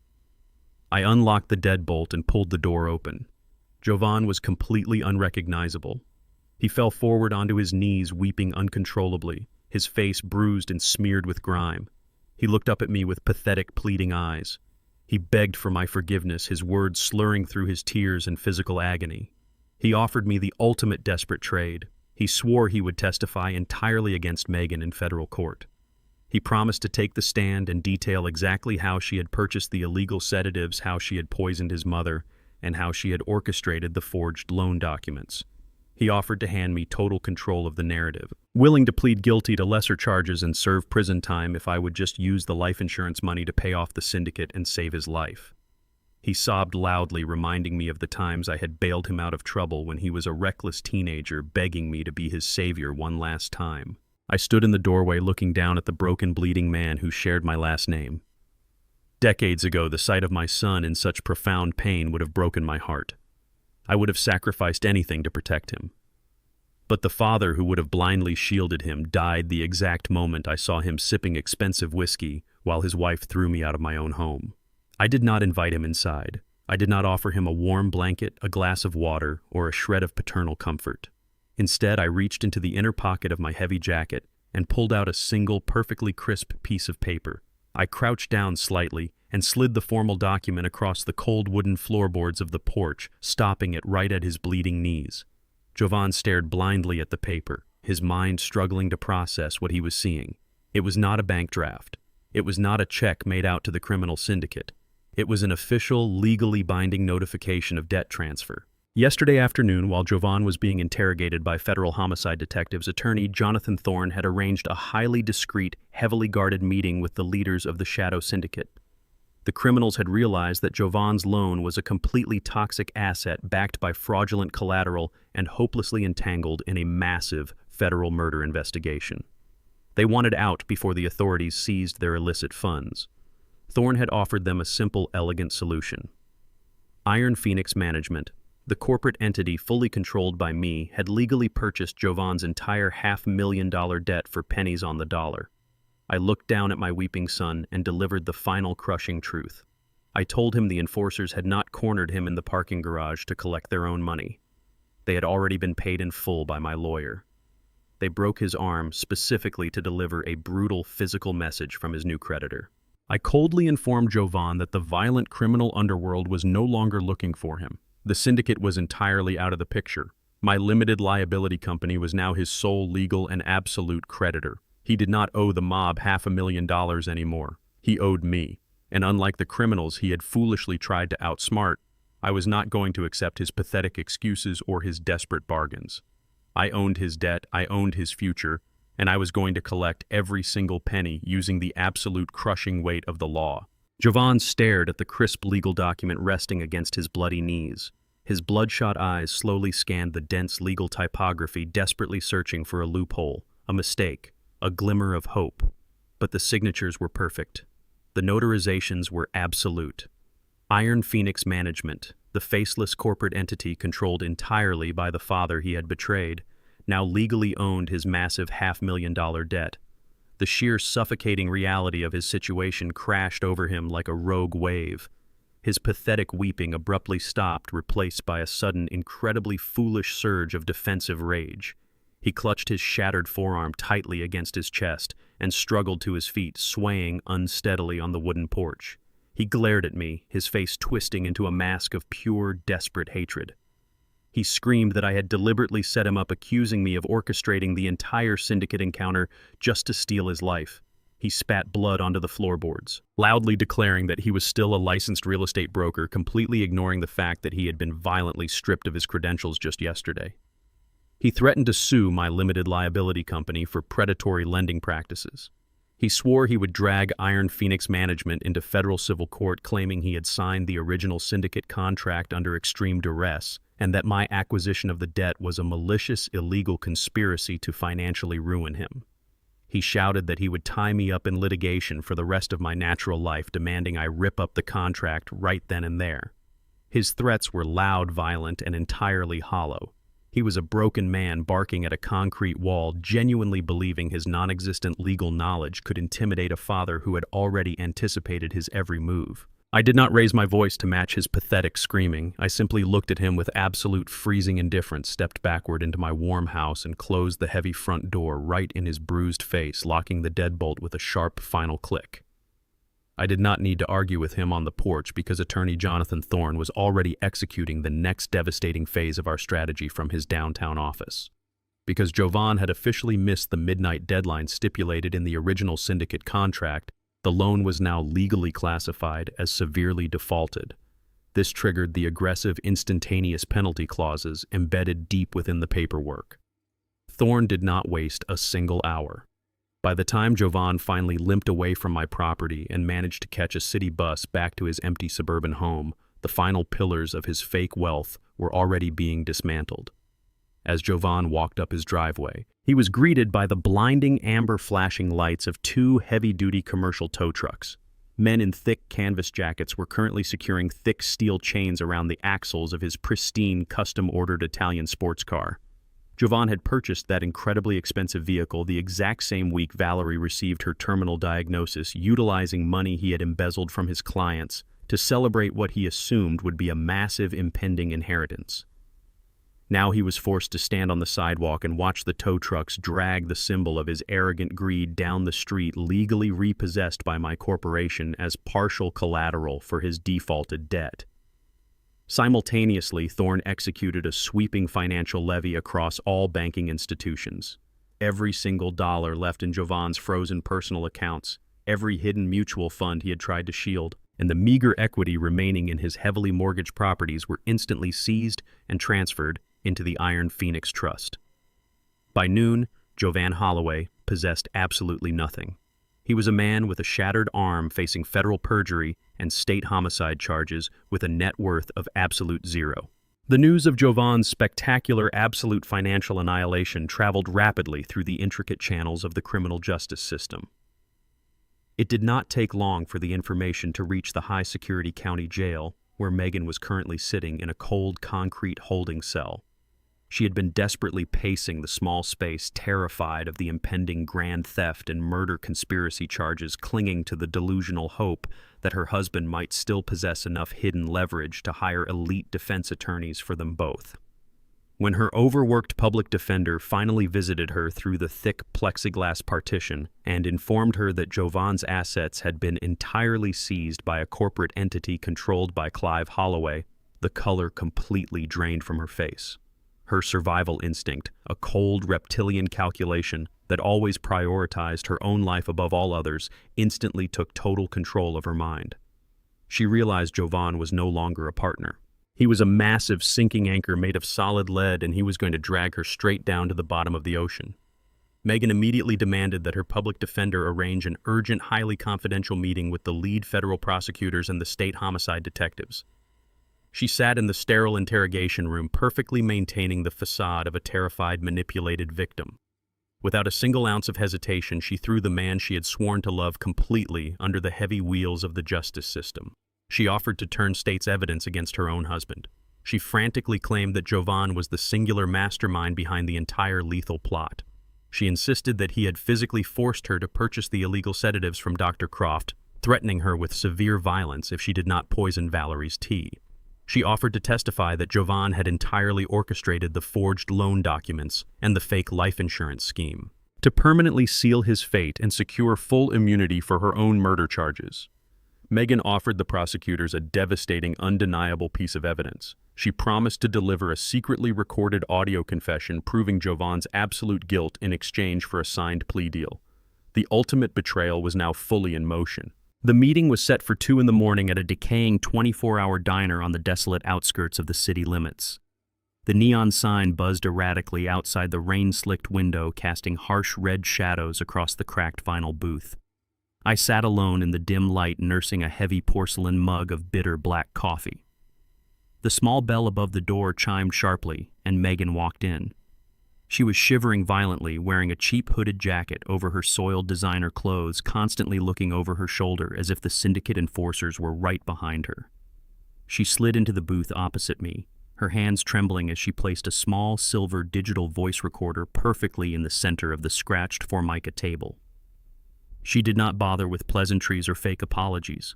Her pure survival instinct had stripped away every single layer of her polite society facade. She leaned forward, her voice a tight, frantic whisper that barely carried over the sound of the rain. She told me she had something I desperately wanted. She claimed the digital recorder contained an hour-long, unfiltered audio confession from my son, Jovan. According to her, he had drunkenly admitted to everything while hiding out in their home before his arrest. She said the recording detailed his massive corporate embezzlement, his blatant forgery of my signature on the syndicate loan, and most importantly, his explicit physical threats forcing her to procure the lethal liquid sedatives from Dr. Croft. It was the ultimate irrefutable proof that would guarantee my son spent the rest of his natural life in a maximum security federal prison. But Megan was not offering me this justice out of the goodness of her heart. She slid a folded legal document across the table, placing it right next to the silver recorder. It was a formal, notarized waiver of financial liability. She demanded that I use my executive authority over Iron Phoenix management to completely forgive her portion of the $500,000 debt. She offered me the smoking gun to destroy my son, but the absolute price was her total financial freedom. If I refused to sign the waiver and release her from the crushing corporate liability, she threatened to drop the silver recorder directly into her cup of boiling hot tea, destroying the only copy of the confession forever. She sat back against the vinyl seat, crossing her arms tightly, a desperate, greedy light dancing in her eyes as she waited for me to make the trade. I did not reach for the recorder immediately. I took another slow, deliberate sip of my black coffee, letting the bitter taste wash over my tongue. I looked closely at the dark circles under her eyes, the nervous tapping of her manicured fingernails against the table, and the slight, almost imperceptible bead of sweat forming on her forehead despite the freezing draft in the diner. My beautiful wife Valerie had always possessed an uncanny ability to read people and intuition so sharp it was practically a superpower. Years ago, during a highly tense Thanksgiving dinner when Megan had first joined our family, Valerie had pulled me aside into the kitchen. She had watched Megan quietly manipulate Jovan into a screaming match over a perceived slight, entirely isolating him from the rest of the room. Valerie had whispered to me then that Megan possessed the survival instincts of a cornered rat. She warned me that a rat trapped on a sinking ship does not care who it bites, who it drowns, or what it destroys, as long as it reaches a piece of floating driftwood.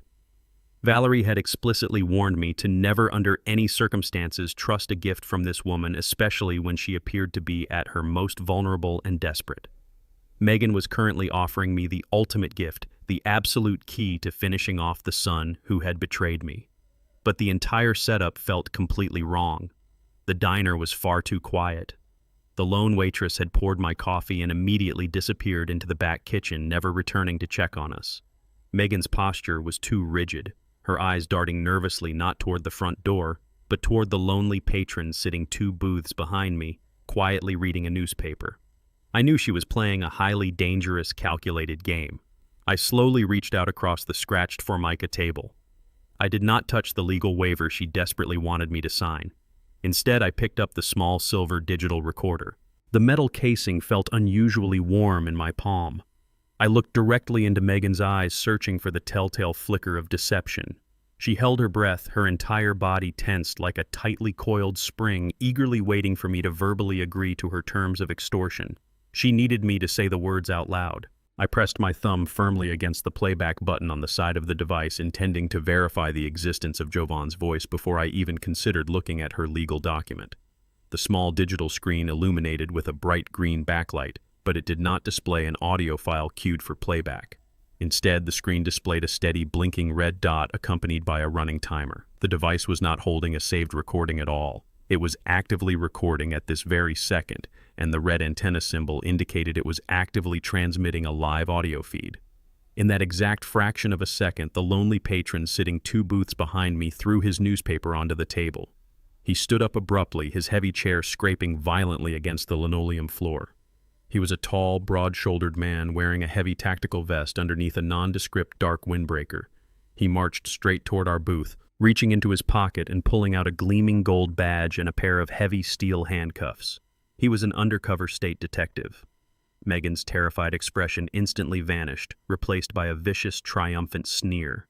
She pointed her finger directly at my face, shouting loudly for the detective to arrest me immediately. She had just executed a flawless, desperate frame job. She loudly claimed that I had lured her to this secluded diner, threatening to use my corrupt corporate syndicate to physically harm her if she did not provide false testimony against my son.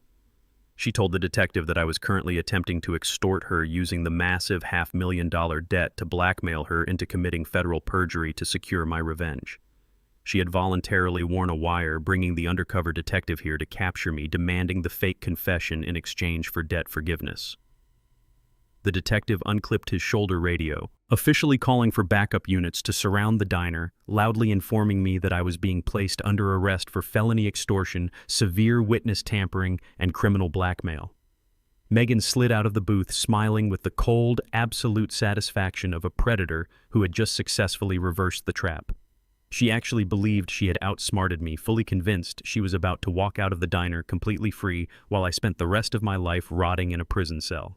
The undercover detective stood tall beside the scratched vinyl booth, the fluorescent diner lights reflecting off his gold state police badge. He pulled a pair of heavy steel handcuffs from his tactical belt, the metallic clink shattering the quiet tension of the room. He pointed a commanding finger at my chest and ordered me to slide out of the booth and place my hands flat on the table. He began loudly reciting my Miranda rights, officially declaring that I was being detained for felony extortion and criminal blackmail. Megan could not contain her absolute joy. The mask of the terrified, desperate victim instantly melted away, replaced by a radiant, malicious smile that twisted her face into something truly demonic. She leaned across the table, her eyes wide with triumphant cruelty, entirely convinced she had just delivered the final, fatal blow. She mocked me openly, her voice dripping with venom. She called me a pathetic, arrogant old man who actually thought he could outsmart a woman half his age. She proudly declared that she had orchestrated this entire sting operation the moment she left the county holding cell, using her public defender to contact the district attorney and offer me up on a silver platter.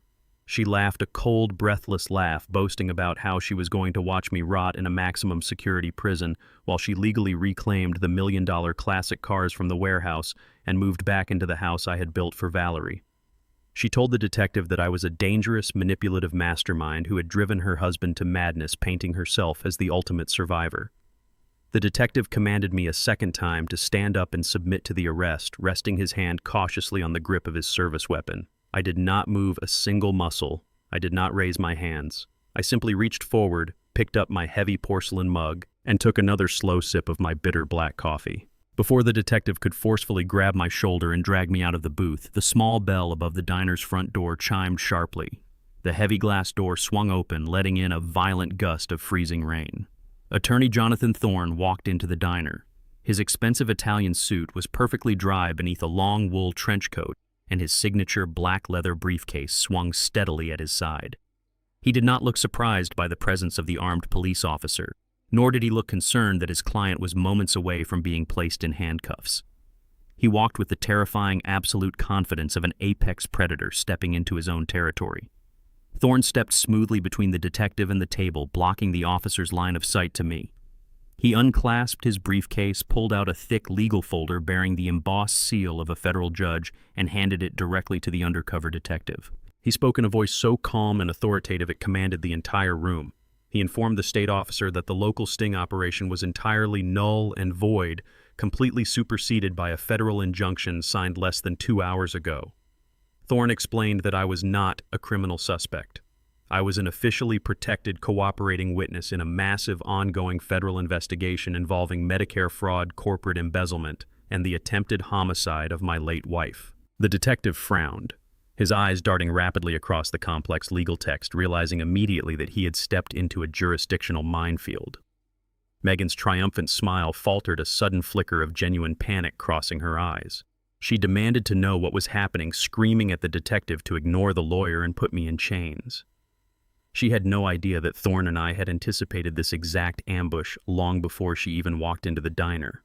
When Megan had desperately called her public defender from the county jail to broker a deal, she did not realize that Thorne had already secured a sweeping federal wiretap warrant on her personal communication devices as part of the homicide conspiracy investigation against her and Jovan. We had listened to the exact phone call where she begged the district attorney to set up an undercover extortion sting against me. We knew she was wearing a hidden microphone. We knew the man sitting 2 booths away was an armed officer. I had come to the diner tonight specifically to play my part, to let her arrogance completely override her caution, and to allow her to commit a brand new felony right in front of a sworn officer of the law. I looked across the table at Megan, watching the terrifying realization slowly dawn on her pale face as she understood that the trap she had built was actually a cage closing tightly around her own neck. Thorne did not stop with simply halting my arrest. He turned to the detective who was still holding the federal injunction and told him that the woman sitting across from me had not just brought a hidden microphone to the diner tonight. She had brought a lethal contingency plan to guarantee my destruction.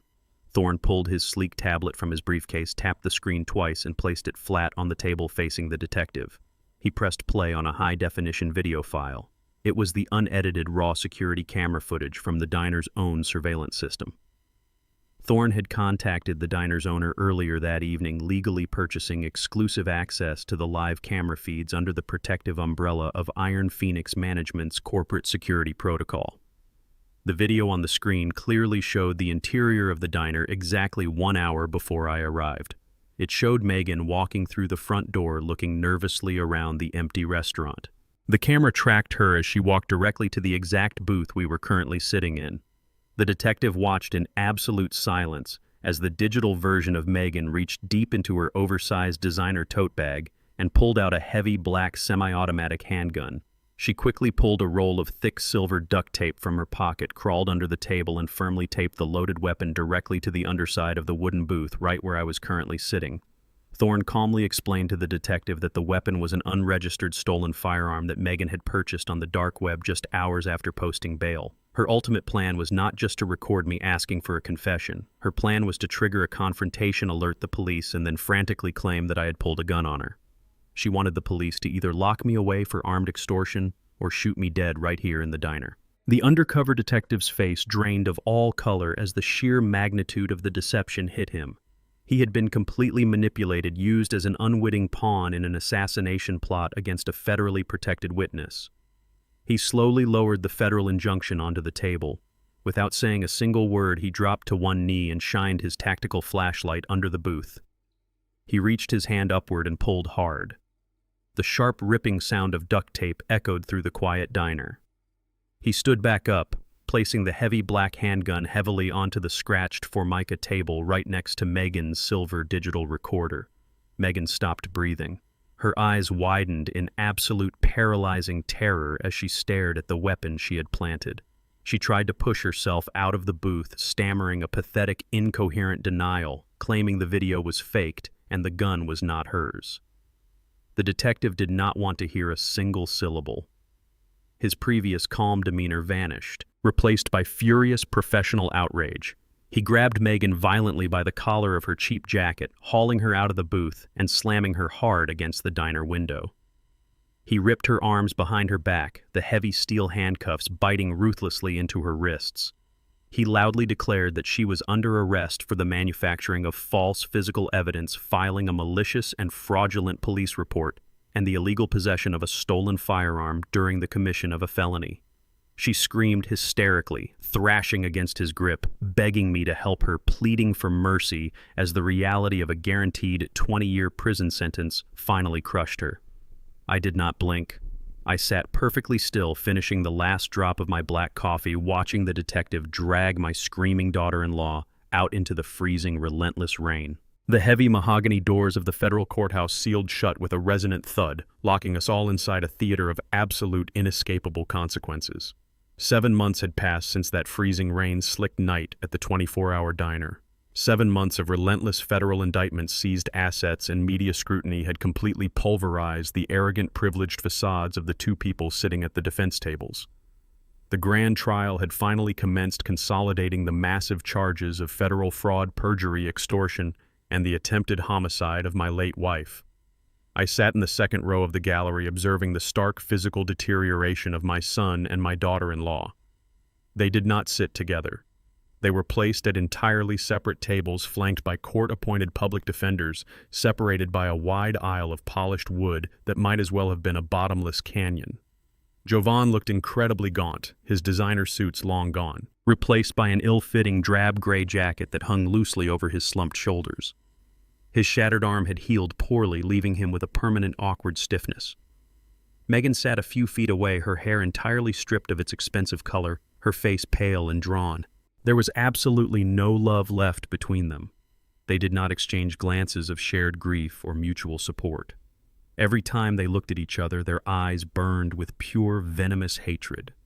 The opening statements immediately revealed that their respective defense strategies relied entirely on the absolute destruction of the other. They had become bitter, mortal enemies fighting for the last scrap of air in a sinking submarine. Megan's attorney stood before the jury and painted my son as a ruthless, controlling monster.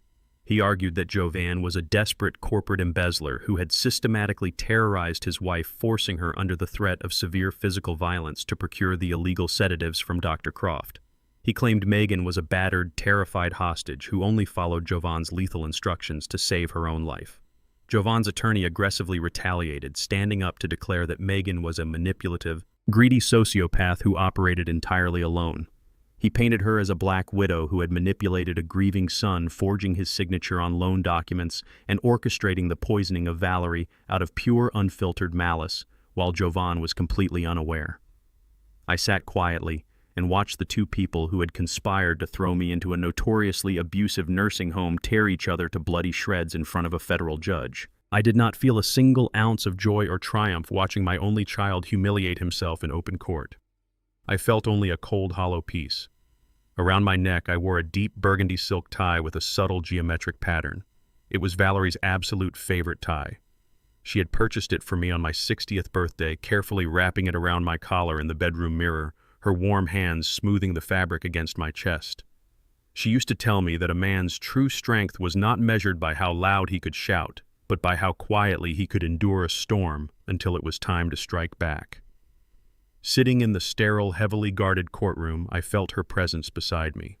I gently touched the silk fabric, contrasting the beautiful, enduring partnership Valerie and I had built from absolute scratch with the toxic, highly transactional marriage deteriorating before my eyes. Valerie and I had worked grueling shifts, saved every single penny, and built our home on a foundation of unshakable mutual respect. Jovan and Megan had built their entire world on a foundation of deceit, greed, and the continuous exploitation of others. They had been handed a life of privilege and completely squandered it. When my son was born, I held him in my grease-stained hands and silently promised to protect him from the harshness of the world. I kept that promise for almost 40 years. I paid his debts, I sacrificed my own passions, and I sold my beloved classic cars to ensure he never tasted true failure. But sitting in the gallery watching him desperately lie under oath to destroy the woman he had chosen to marry, I finally understood my own fatal mistake. By constantly shielding him from the consequences of his actions, I had inadvertently created a weak, cowardly man who fundamentally believed the rules of basic human decency did not apply to him. I was not watching the destruction of my family. My family had died the exact moment Valerie took her last breath. I was simply witnessing a necessary brutal amputation. The cancerous rot of their greed had to be entirely excised from my life, and I was allowing the federal justice system to serve as the surgical scalpel. I kept my posture perfectly straight, my expression an unreadable mask of stoic calm, letting my silence amplify their frantic, pathetic noise. The trial dragged on for 2 grueling weeks. The federal prosecutors meticulously laid out the staggering financial evidence attorney Jonathan Thorne had provided. They presented the forged loan documents, the frozen bank accounts, the stolen jewelry, and the terrifying extortion attempt at the diner. Dr. Simon Croft took the witness stand in his orange prison jumpsuit, weeping as he confirmed selling the liquid sedatives to Megan. However, as the trial neared its absolute conclusion, Jovan's aggressive defense attorney made a highly calculated, desperate play to introduce a shadow of reasonable doubt. During his closing arguments, the attorney paced slowly in front of the jury box. He acknowledged the terrible financial crimes and the undeniable forgery, but he fiercely attacked the prosecution's narrative of premeditated attempted murder. He argued that there was absolutely no hard, undeniable proof of a coordinated, malicious conspiracy between Jovan and Megan to kill Valerie. He claimed Dr. Croft was a proven, desperate liar willing to say anything to reduce his own massive Medicare fraud sentence. The attorney aggressively spun the narrative, insisting that the entire tragic situation was simply a cascade of severe financial misunderstandings. He suggested that Megan had procured the sedatives merely to ease Valerie's pain, acting as an overwhelmed, misguided caregiver rather than a calculated assassin. He looked directly at the jury and confidently stated that without a recorded confession or a direct eyewitness to their murderous plotting, the prosecution could not legally prove malice aforethought beyond a reasonable doubt. He implored the jury to acquit Jovan of the most severe charges, attempting to reduce a calculated homicide plot into a simple tragic case of elder neglect and financial mismanagement. A murmur of uncertainty rippled through the courtroom gallery. Megan and Jovan both sat up slightly straighter, a sickening glimmer of sudden hope flashing in their exhausted eyes. They genuinely believed the defense attorney had just found the ultimate legal loophole to save them from a life sentence. But they had completely forgotten about the silent, invisible architect who had orchestrated their downfall from the very beginning. Thorne, acting as the designated legal representative for my estate, was seated directly behind the lead federal prosecutor, He leaned forward and whispered quietly into the prosecutor's ear, sliding a single piece of paper across the mahogany table. The prosecutor nodded, stood up from his chair, and addressed the judge. He firmly announced that in light of the defense's outrageous claims regarding a lack of definitive proof, the state had one final unlisted rebuttal witness to call to the stand. The entire courtroom fell incredibly silent. The prosecutor looked toward the heavy double doors at the back of the room and called out the name Gabriel Vance. Megan frowned in deep confusion. Jovan turned his head, his brow furrowing as he tried to recognize the name. The heavy mahogany doors swung open, and Gabe, my fiercely loyal neighbor and fellow Marine, walked into the courtroom with absolute military precision. He wore a sharp, dark suit, his face carved from unyielding stone. He marched straight down the center aisle, completely ignoring the bewildered stares of my son and daughter-in-law. Gabe stepped directly into the witness box, raised his right hand, and swore a binding oath to tell the absolute, unvarnished truth. The final, inescapable trap was officially sprung. The moment Gabriel Vance stated his name for the court record, sheer panic erupted at both defense tables. Megan's attorney leaped to his feet with such violent force that his heavy wooden chair crashed backward onto the floor. He screamed in objection, his face turning bright red, violently waving a thick stack of legal briefs in the air. He accused the federal prosecutors of severe trial by ambush, claiming that bringing an unlisted witness to the stand during the final hours of the trial was a gross violation of judicial procedure. Jovan's attorney immediately joined the chaotic protest, slamming his hands against the mahogany table, demanding a mistrial on the spot. He argued that the defense had absolutely no time to prepare for a cross-examination of this unknown man. The courtroom buzzed with sudden electric tension. The presiding judge, a stern man with decades of federal bench experience, aggressively slammed his wooden gavel down, the sharp cracks echoing like gunshots until the room fell into a terrified silence. He ordered both defense attorneys to sit down immediately or face direct contempt charges. The lead federal prosecutor calmly approached the bench. He legally justified Gabe's sudden appearance, explaining that the prosecution was well within its rights to call a rebuttal witness to specifically address the defense's brand new claim that no hard proof of malice existed. Because Jovan's attorney had explicitly challenged the timeline and the intentionality of the poisoning during his closing argument, the state was legally permitted to introduce direct, newly unsealed evidence to shatter that specific lie. The judge nodded slowly, his expression hardening. He looked down at the sweating defense attorneys and formally overruled their objections in a booming voice. He ordered the prosecutor to proceed. I watched Jovan's face drain of all remaining color.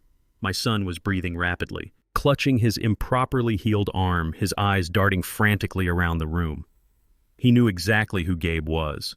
He remembered Gabe driving the battered pickup truck on the night of the funeral.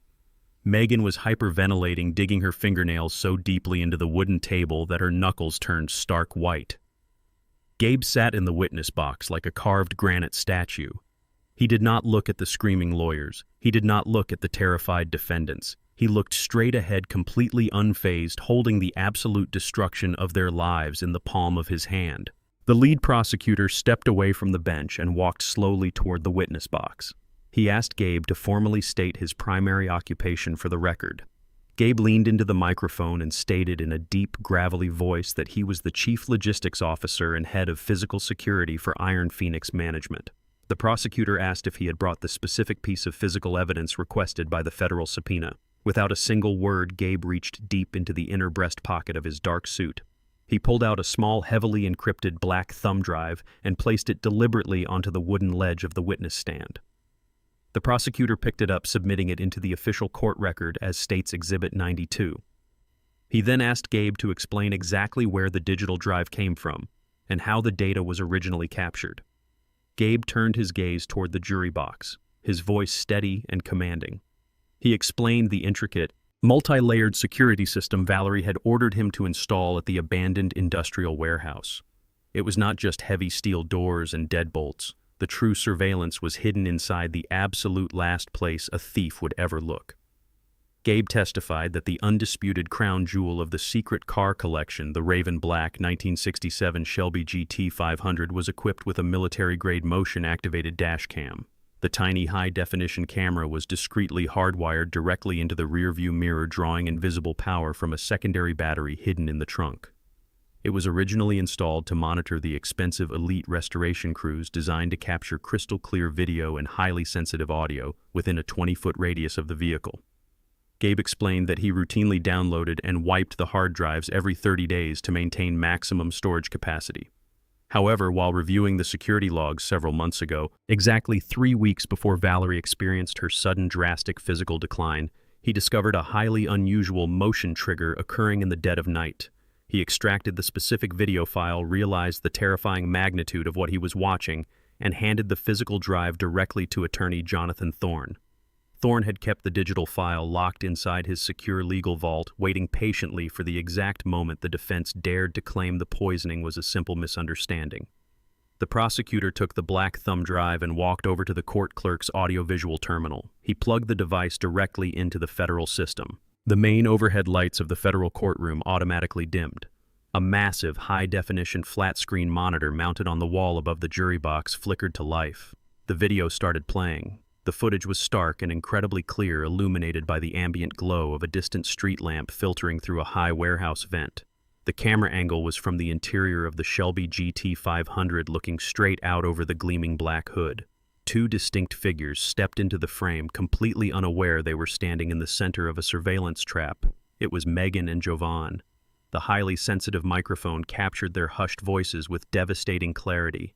The entire courtroom watched as my son ran his greedy hands over the pristine fender of the classic car, calculating its massive auction value out loud. But it was Megan's voice that completely froze the blood of everyone in the room. She leaned against the concrete pillar and explicitly stated that they could not afford to wait for the old woman to die naturally. Her tone was cold, calculating, and utterly demonic. She detailed the exact lethal plan step by agonizing step. She bragged about paying Dr. Croft $10,000 in cash to secure the untraceable liquid sedatives.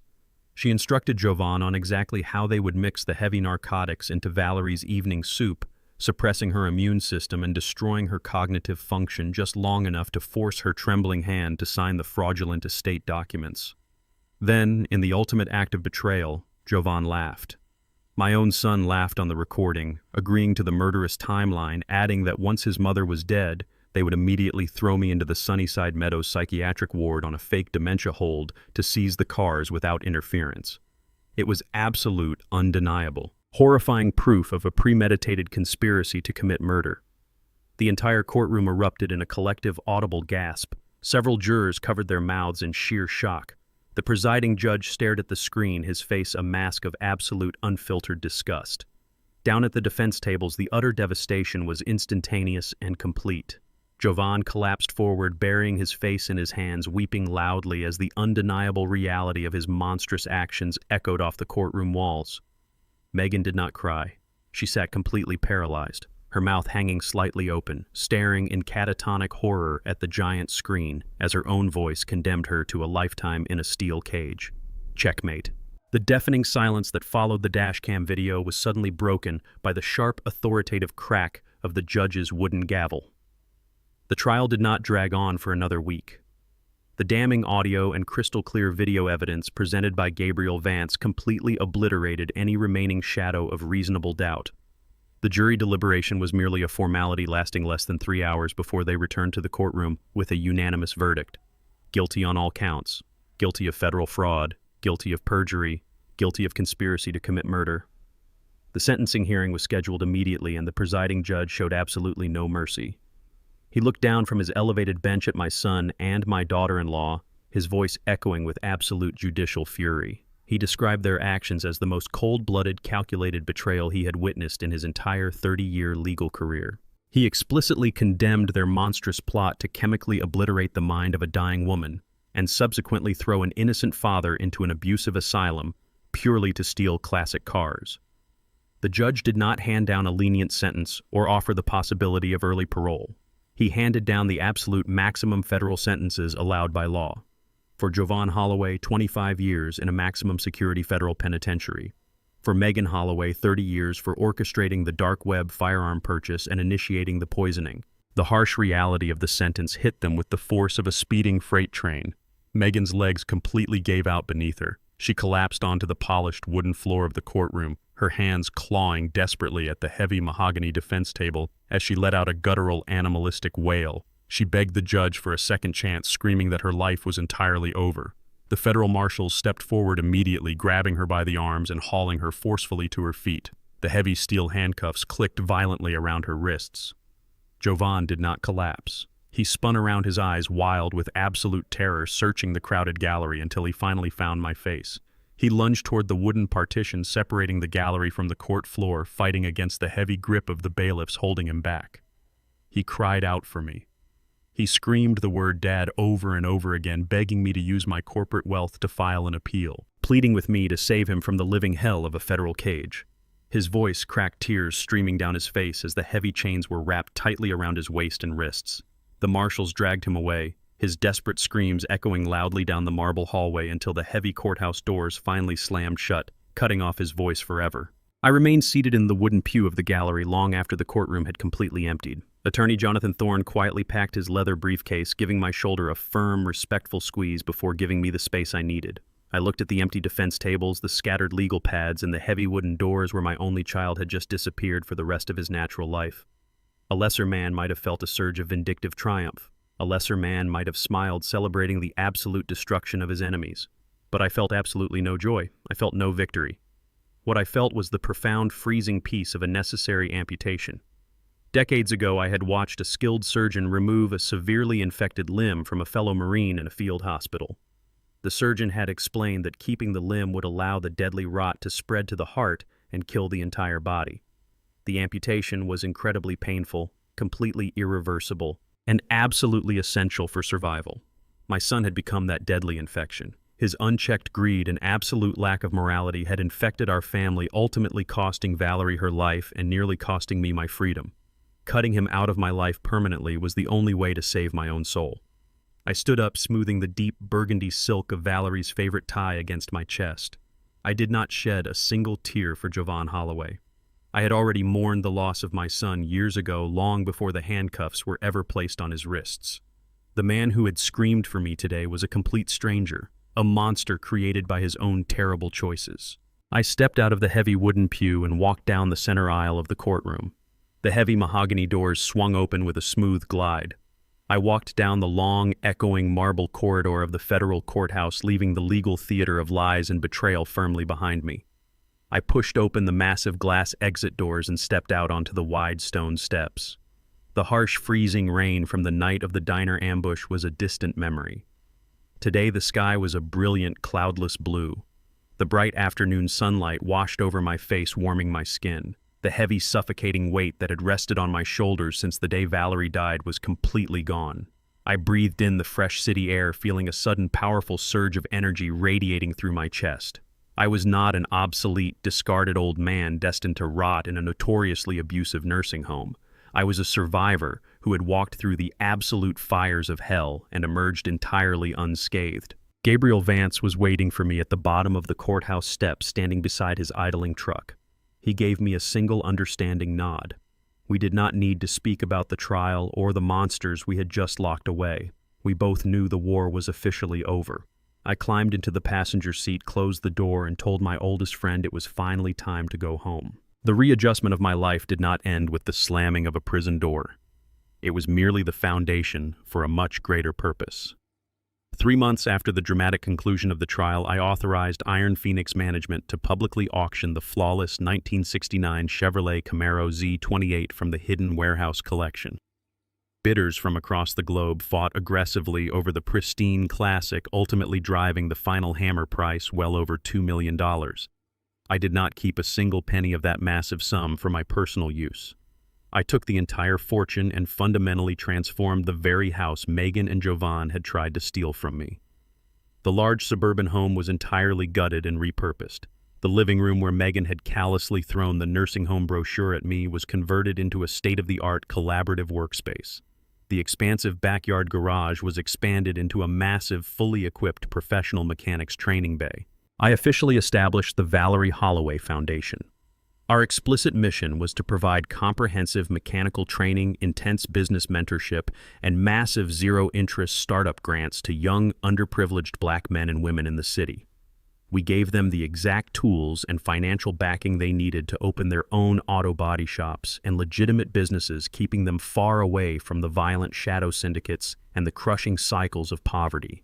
I poured every ounce of my mechanical expertise and Valerie's brilliant financial legacy directly into their futures. On a warm Friday evening after closing the foundation doors for the weekend, I did not go upstairs to rest my aging bones. I walked out to the newly paved driveway where the undisputed crown jewel of my collection was waiting. The raven black 1967 Shelby GT 500 gleamed perfectly under the security lights. The digital dash cam that had saved my life was still mounted securely on the rearview mirror. I opened the heavy steel door, slid into the pristine leather driver's seat, and gripped the custom steering wheel. I inserted the key into the ignition and turned it firmly. The massive, meticulously restored V8 engine roared to life with a deafening, earth-shaking mechanical thunder. It was the sound of pure, unadulterated freedom.